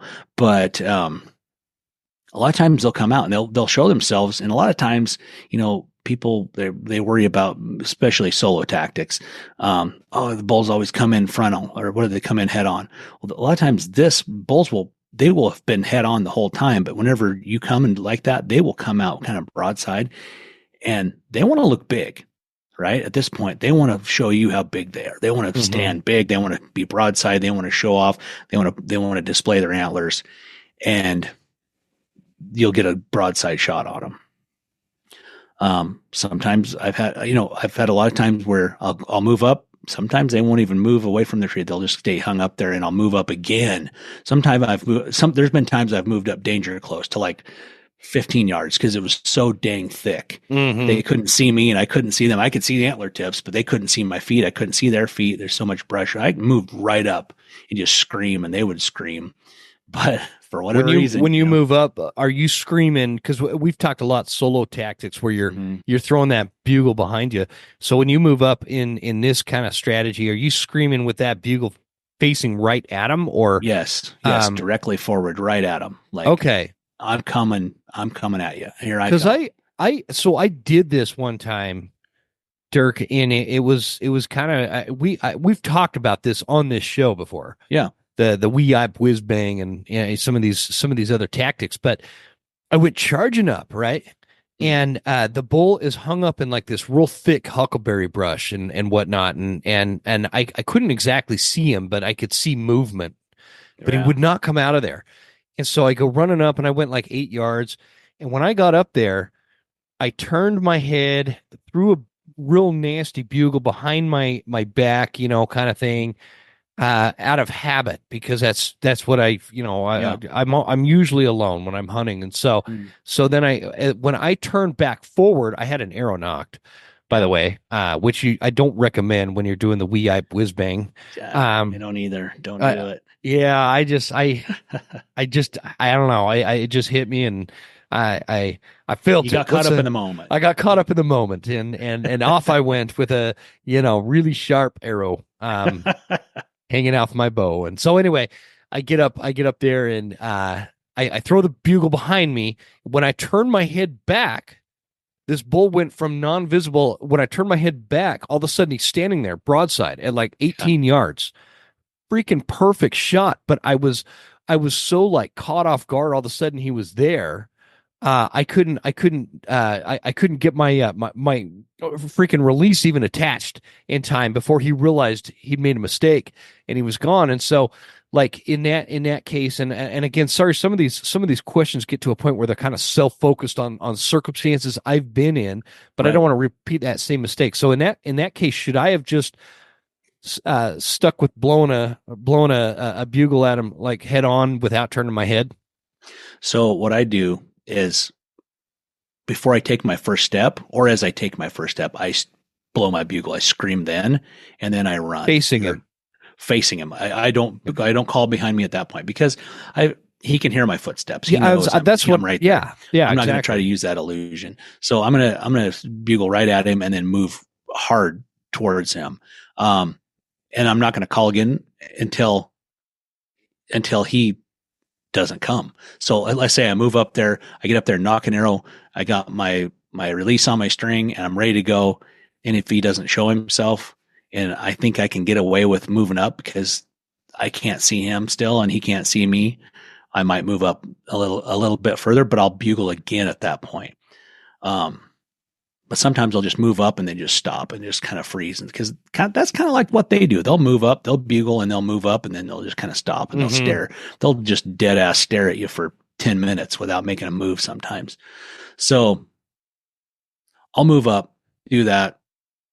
If he doesn't make a move, if I can't get him to pull, I will scream again and advance maybe 5-10 yards. I just want to suck him out of there somehow, but I want to be ready. But I won't typically call behind me at that point. Now, earlier, before he got to the hang up spot, I would have been calling behind me. Yeah, which is what I normally do too. Right.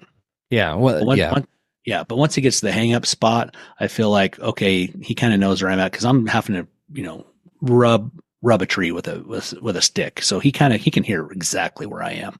So at that point, I'm not really trying to call behind me too much. Okay. I had this circumstance that I really wanted to ask you about, because I feel like it was really kind of out of the box kind of stuff. Would have worked there. I'm trying to think of what the heck it was. Now we got Explain real quick, just so everybody knows, because I don't want any like muddiness as to what we mean by calling behind us when you're in that calling situation hunting solo. Can you kind of expand on that real quick, and I'll try to think of the other scenario. Yeah. So, if I'm trying to call behind me, I'm trying to give the illusion that I'm not standing where I'm standing. I want that bull to think I'm 50 yards behind me. So by a lot of times I will cover the end of my tube with my hand, especially if I have a glove on my hand. You can really choke down the sound, but it still have a pretty good quality sound. I'll give you a real subdued bugle. Yeah. Here's a full bugle, and then wait a minute. What reed is that you're using there? This is a prototype. Something secret. Is that the Western Huntsman reed that I heard was coming out? Yeah, right. No. Jim, you got to be a good hunter for that. This does have Maverick latex, but there's other proprietary changes. Nice. It's going to be cool. Okay, You'll cool. like it. You'll like it. But okay, so here's full blast bugle. Yep.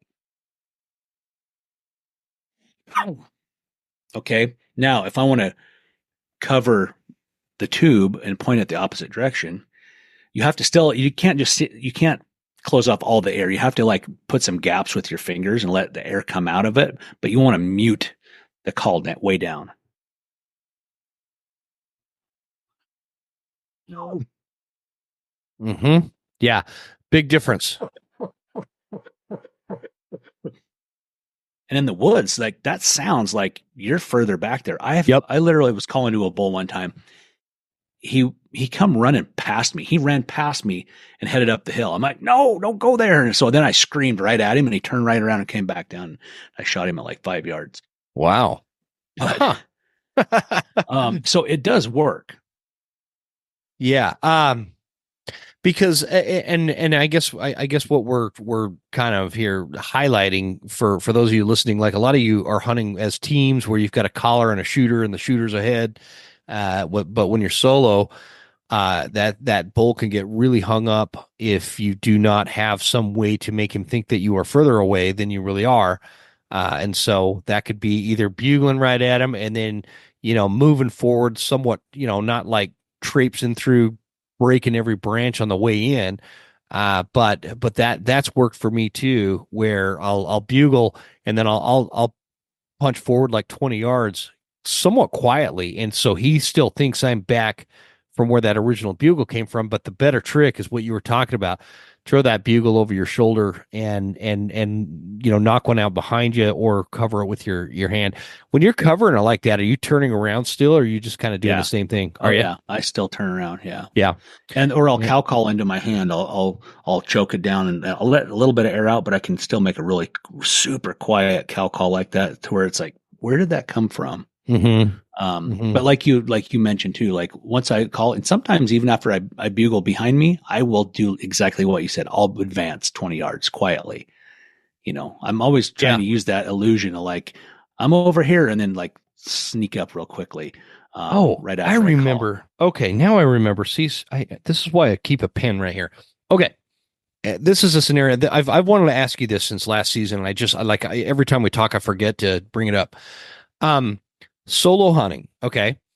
You're out there. You get this bull fired up. He's kind of coming in. You're getting closer. You're having this heated discussion, if you will.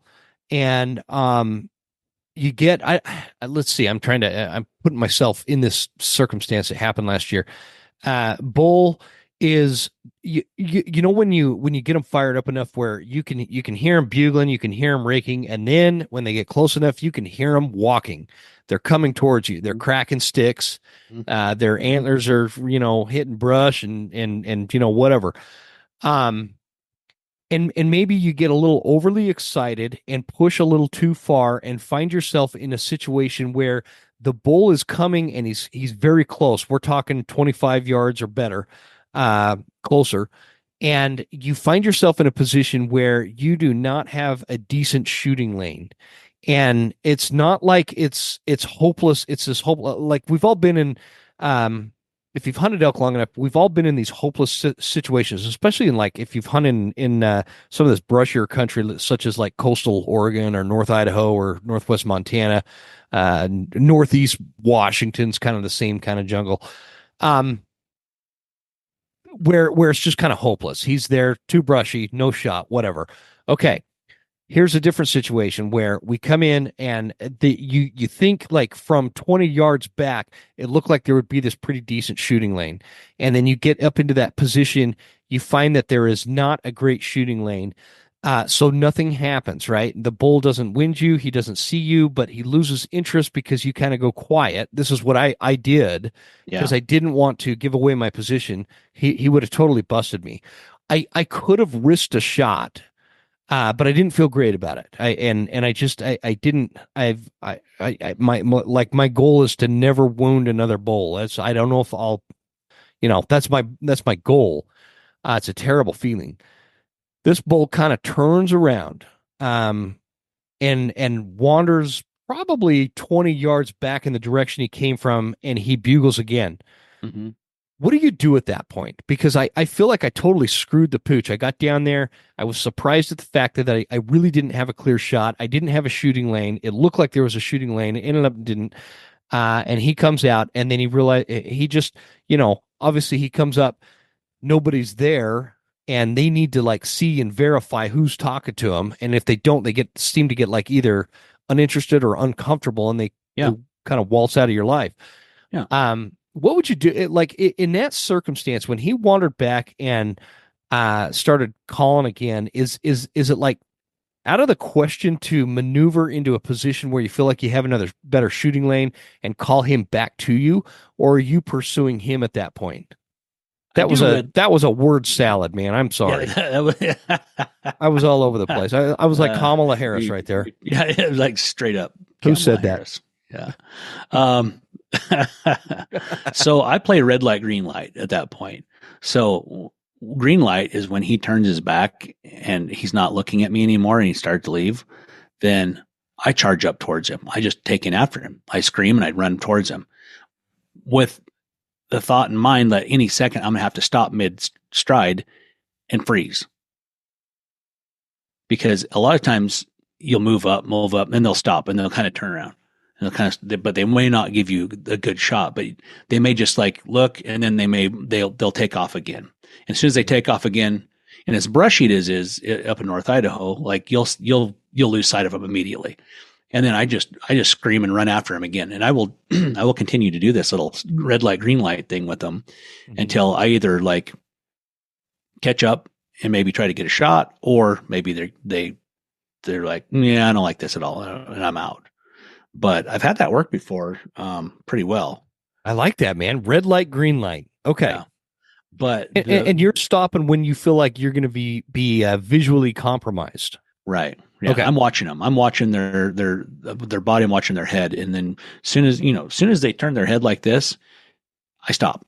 Okay. And I mean, you can do this without getting busted, like, especially in thick country. Because you don't stand out. Like if you're not out in the open, you can't do this out in the open because they're going to stop and turn and they're, oh, there's a dude standing there.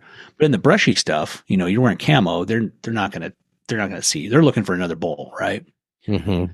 So I did this one time. I called in this bull for my buddy. He set up in the North Idaho brush. He got set up wrong in the brush, and this bull walked right by him. He couldn't even see the bull, like 10 yards away.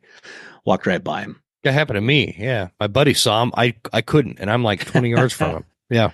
Yeah. He set up in a brush hole, and the bull comes up to me, and I had like a 50-yard shot straight downhill. It was pretty steep. I could have taken it. I was drawn on him, had my 50-yard pin on him. I was just like, I just don't feel right about it. I don't feel good about it. He's looking right at me. He's in high alert. So I've got my bow drawn. Oh yeah. Holding it. Finally, he turns his head and bugles. I let down. And when he turns his head and bugles, I let down. And then he walks through the opening and starts taking off. So it just starts walking off. So just as soon as I feel like he's not going to be able to see me good, I scream and take in after him. And we did this little red light, green light thing for, I don't know, probably 200 yards. And finally, it got to the point where it's like, man, I got to set my bugle tube down, because I'd bugle, run up, and then tuck it between my legs, get on my string, and put tension on the string, get ready to draw.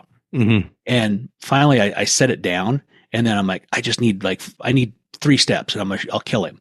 And I take 3 steps. Oh, I need to take 3 more steps, and then keep on moving. Well, I left my bugle tube sitting back there about 60 yards. Oh, dang. Now I don't have a bugle tube, and he's just right there. Like I can see him from the neck. Like there's a little bit of roll in the hill there, and I can't see his body. I can't shoot. He's within range, but all I can see is his neck. I'm just like, man. And I think to myself, and I don't know if it's telekinesis or whatever they call this is real, but on this day it was. I thought to myself, and I thought to my buddy Brent, who was back there, who I was calling for, and I thought, if you ever bugle one more time in your entire life, let it be now. Please, let it be now. Call right frickin' now. And he bugled. My buddy literally bugled at that very moment. And that bull turned right around. That bull turned around and come by me at 30 yards, and I smoked him. He's my best bull I've ever shot. So wow. So I think I saw that bull. That's when you had in your when you lived up in Orofino on the wall there. No, that's the one I have head mounted. Oh, maybe I haven't seen that one. Yeah, you haven't. I don't think you've seen this one. No, I didn't have the head mount yet. No. Yeah. You hid that one in the attic when I came by, huh? I don't think it was done. I think it was a taxidermist then. But, probably. But no, that's cool. That's a great story, and I think that that kind of highlights that red light, green light thing. And I don't know. That's it's really frustrating when you get in a circumstance where, you know how, and it doesn't matter for elk hunting or whatever we're doing in life, you have this like vision as to how something's going to play out. And when it starts changing, some people are way more, I don't know, adverse to change than I am, but some people are less than I am. And so you kind of, I don't know, sometimes I think something's going to happen one way. And when I get up there, and like in this case, there's like no shooting lane that was, I feel like I need 100%. What I mean, I need 100% chance that if I'm not under stress or nothing happened to my bow, or if this was a 3D archery range, I would 100% hit that, right? And if there's limbs and if there's a bunch of other shit in the way, I've just learned that I'm not going to do that anymore, because I've done that in the past, and it feels terrible. Yeah. And so, it never ends well. But like, anyways, getting back to that, like I kind of feel like I ran out of ideas at that point, and I didn't know what to do. Should I pursue him? Should I hang back? Should I go back here and call? When I found there was nowhere to, poke an arrow through. And that's the point of this show, man. The School of September series is to add these tools to everybody's mental toolbox. So when we're out there, we don't go blank like I did. And I did it. That's what happened to me last year. I kind of went blank in this situation just because, it was new, and there's going to be a new situation this year where I'm going to be like, man, I don't know if I screwed up or what, but I don't know what to do here. And so, you have to look at it like this: WWBD. What would bulls do? What would a bull do? What would another bull elk like? I wanted to fight you, and the guy walked up, bugled a little bit, and then walked off. But I still wanted to fight him. Well, that bull would chase after that thing. Mm-hmm. He would go after him. Yeah, good point. Good point.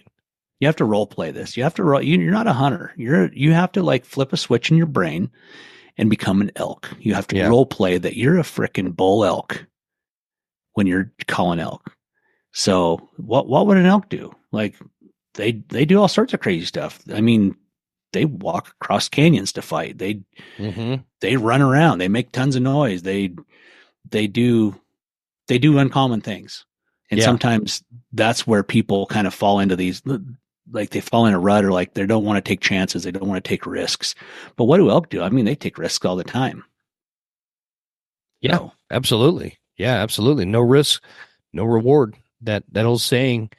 I got one more for I you. love the concept of understanding. What did you call that? WWBD. Yeah. What would bull? You've always got these acronyms, man, and I feel like I have to figure them out. But I love it because that is like Joel Turner talks about that a lot, where how he compares the behavior of elk to humans, and how that relates to like somebody being pissed off in a bar And if you kind of think of it in that context and then think about the behavior of elk, makes that a little bit easier. And so, yeah, it's a great way to put it, man. What was it? The other one you had? So I got one last one for you. So I call it the slingshot. The slingshot. Okay, this is for a two person collar shooter setup. So you got your shooter out front, and the bull hangs up. Let's say you're 50 yards apart, and the bull still hangs up. Won't come into your shooter.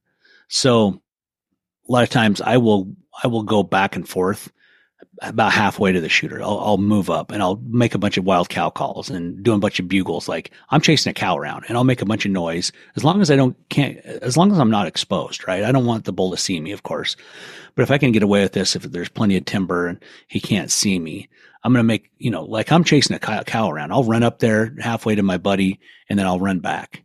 And then maybe I'll take off and I'll do a fadeaway. I'll fade way back. Maybe that'll draw him in. But if that doesn't draw him in, me backing up another 50 yards or 100 yards behind chasing a cow back there, if that doesn't make him come into the shooter, I'll come back up.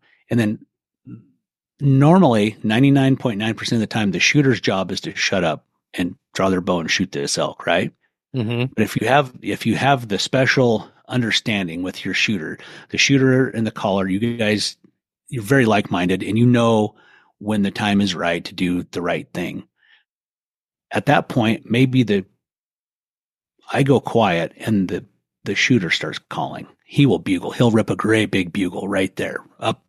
So like I've been like 60, 80 yards away from this bull, and all of a sudden, just like that, my presence is where that shooter is now. A lot of times that'll get that bull to bust loose and come right in. So I call that the slingshot. The slingshot. So you got slingshot and then the fadeaway too. I inserted the fadeaway into this scenario too. But the fadeaway is where the caller keeps bugling and then just like chases a cow off. And then they'll come down and they want to smell. They want to see is that a hot cow? Who is that bull? What's going on? And they'll come down there and they'll walk right by your shooter. So, and that, you'd have to have in that, well, let's talk about that slingshot one for a minute. You'd have to have a hunting buddy that you're pretty familiar with. And you guys have a connection with that, because you know how you can go hunting with one person and you feel like you guys are just kind of hunting different species on different planets.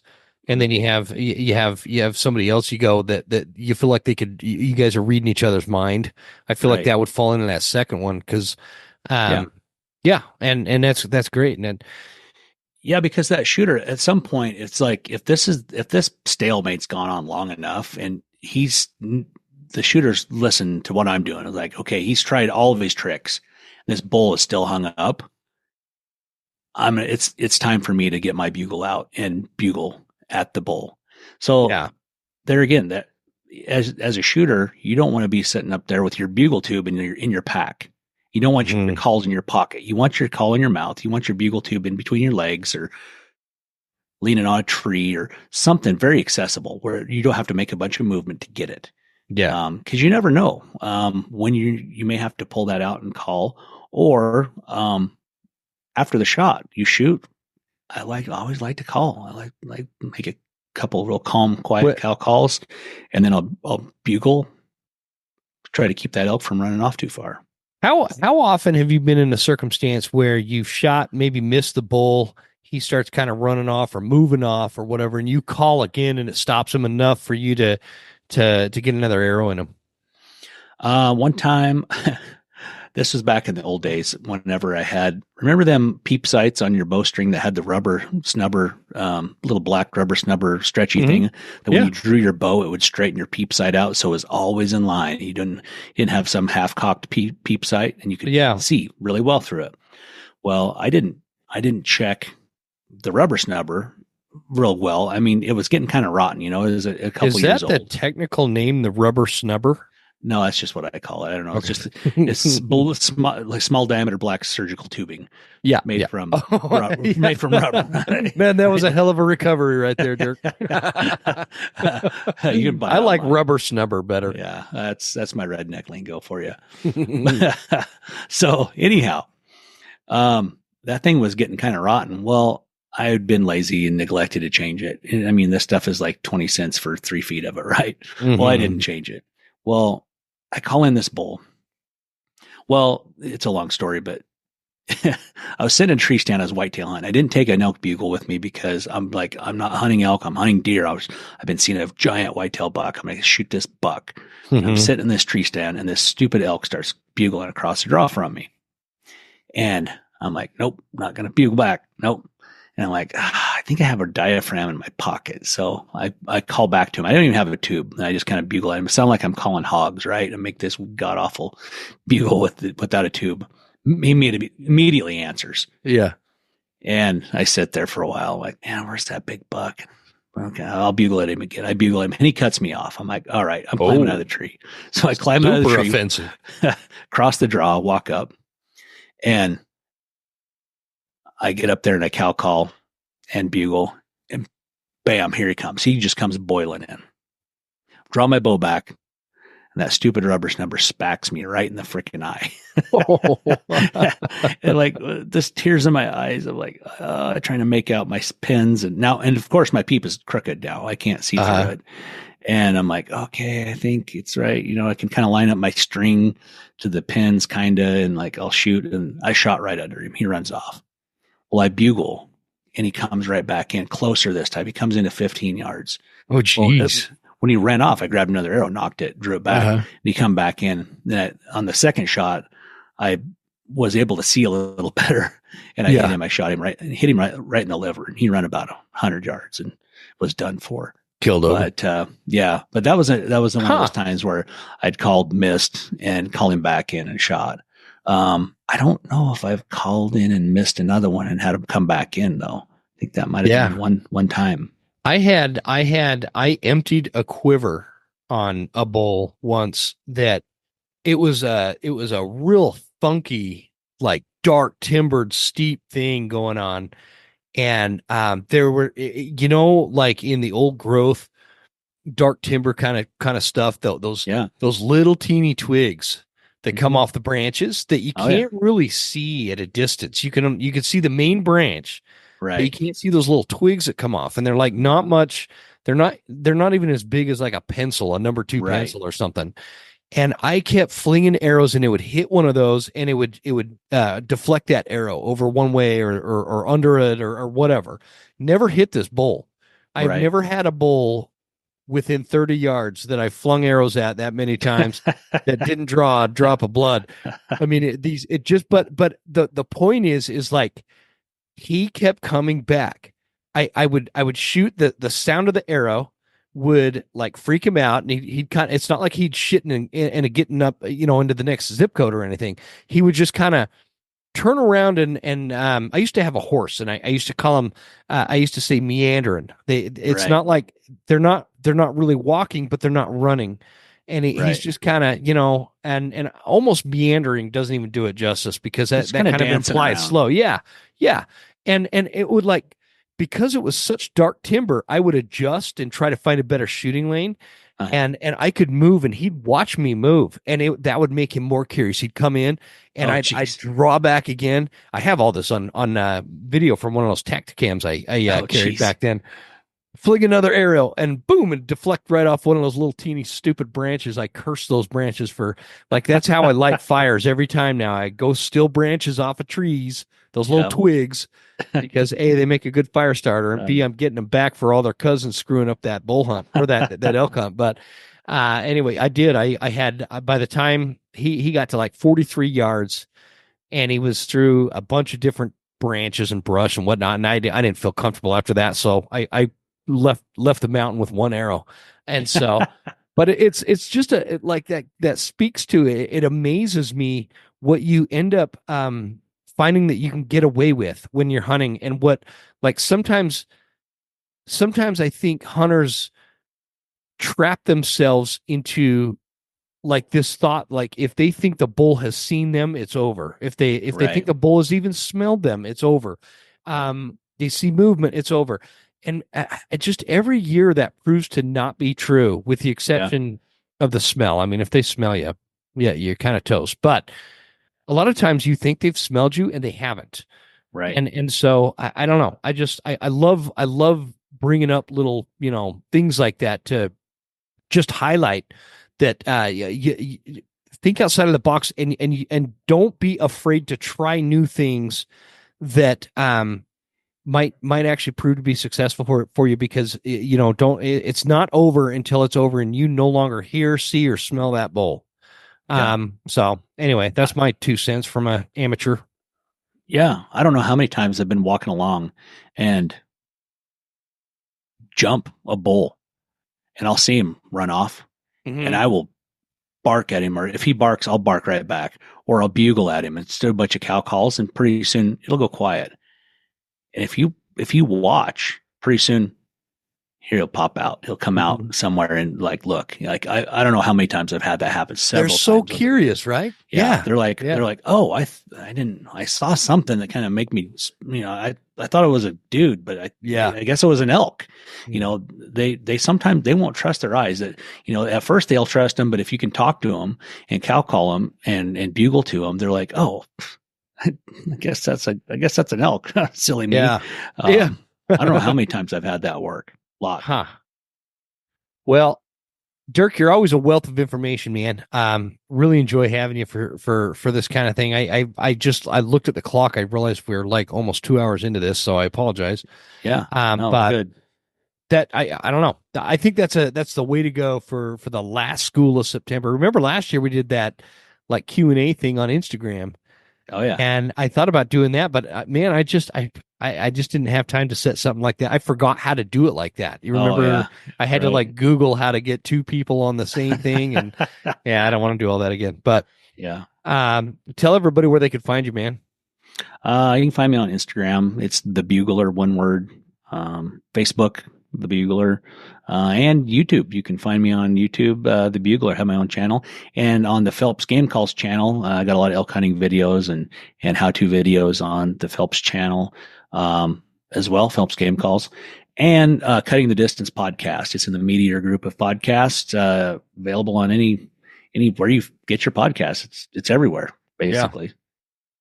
Yeah, and just like as like an added plug, guys, obviously if you don't know, Dirk is the what are you, the marketing manager or something at Phelps Game Calls, or the man, I'm not even sure anymore. You got to have some cool title. I got so many titles. I do the marketing. I do on the packaging. I write all the stuff on the back of the packaging. I help with the design of the packaging. I help with call development. I edit videos, I film videos, I do podcasts, a little bit of everything. A little bit of everything, but for not a Phelps Game Calls. Yep. So guys, Phelps Game Calls and Phelps, not only do they have the full elk calling lineup over there at Phelps, you can also get your deer calls, your coyote, a lot of predator calls. In fact, get that fawn and distress call. I love that one for coyote and bear hunting. There are lots of waterfowl calls. Any calls I'm missing? I've been going through the list here. I know. I think you nailed it. I think Phelps is the flagship that what you guys are known for are the elk calls, because they're extremely effective. So but I always want to also throw in there that those other calls are just as good. In fact, your whitetail calls. I've drawn a blank because it's been a long time since whitetail season, but that grunt, that little grunt tube thing. Yeah. I think you I think it was the beta, or is it the Omega? I think it's the beta. The beta. I love that one, man. That thing is awesome. The beta. Our deer calls they're high quality. They're made here in the USA, made in Spokane, Washington. Oh, are they really? Yeah, I didn't know that. We machine them in Spokane, Washington. That beta call, they make it just like you make high end duck calls, right? So you'd pay $300 for a duck call like that. Yeah, made that same way, except this has a bellow tube on a rubber tube on it to help change the sound pitch. But you'd pay $300 for a duck call like that. But it's like an $80 call or something. But they're all high quality, made in the USA calls. So well, and that was the turning point for me with the whitetail stuff. Is usually every year I'd have to get a new little grunt tube for whitetail. It's not a grunt tube, man. It's I'm like totally drawing a blank on whitetail stuff right now because I'm so elk centric focused, So people call it a grunt tube. Yeah, is that what a lot of people or call a grunter? Okay. Some people call it a grunter. Some call it just a grunt. Every year you got to replace it, right? And so with these Phelps ones that came out, that beta, dude, this will be my third season on this, I believe. Yeah. And it is like it's just as good as it doesn't crack out. It doesn't like lose its potency, if you will, or whatever you want to call that. But the other thing is like when it's super cold outside, it still works. Where those other ones, all the ones you go to Cabela's or whatever and buy some whitetail call, after like I don't know 25 degrees, they don't work anymore. And so anyway, it's just great. So you guys jump on there.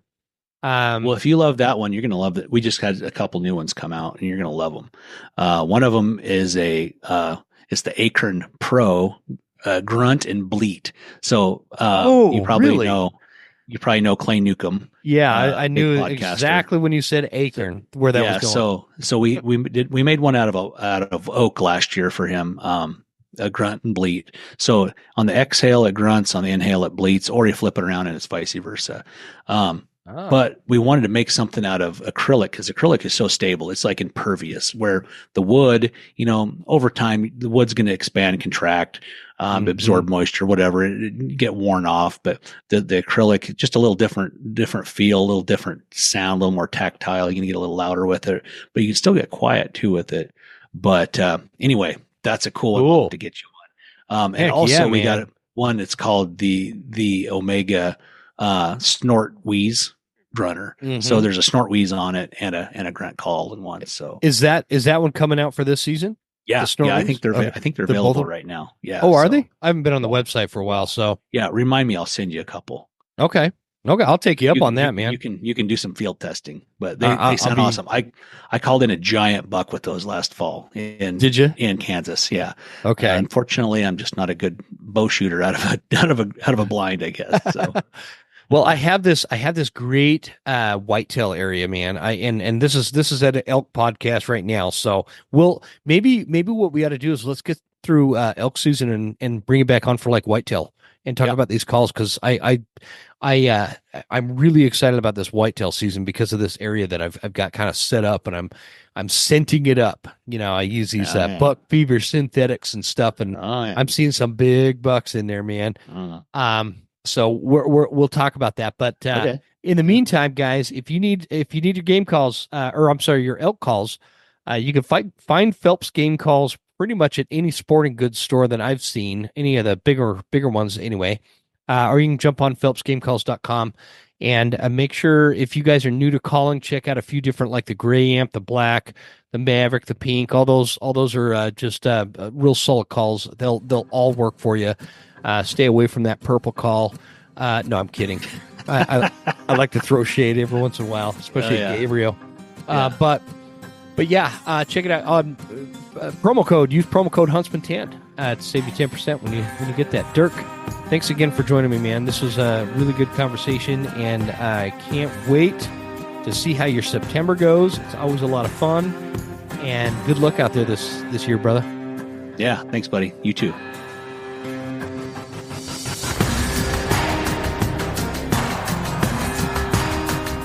You made it! That's the end of the episode. Thank you so much for tuning in. Please make sure you're following us on Instagram at The Western Huntsman and write us a good review at Apple Podcasts. Thanks, guys. See you next time. Stay Western, and I'll see you on the mountain.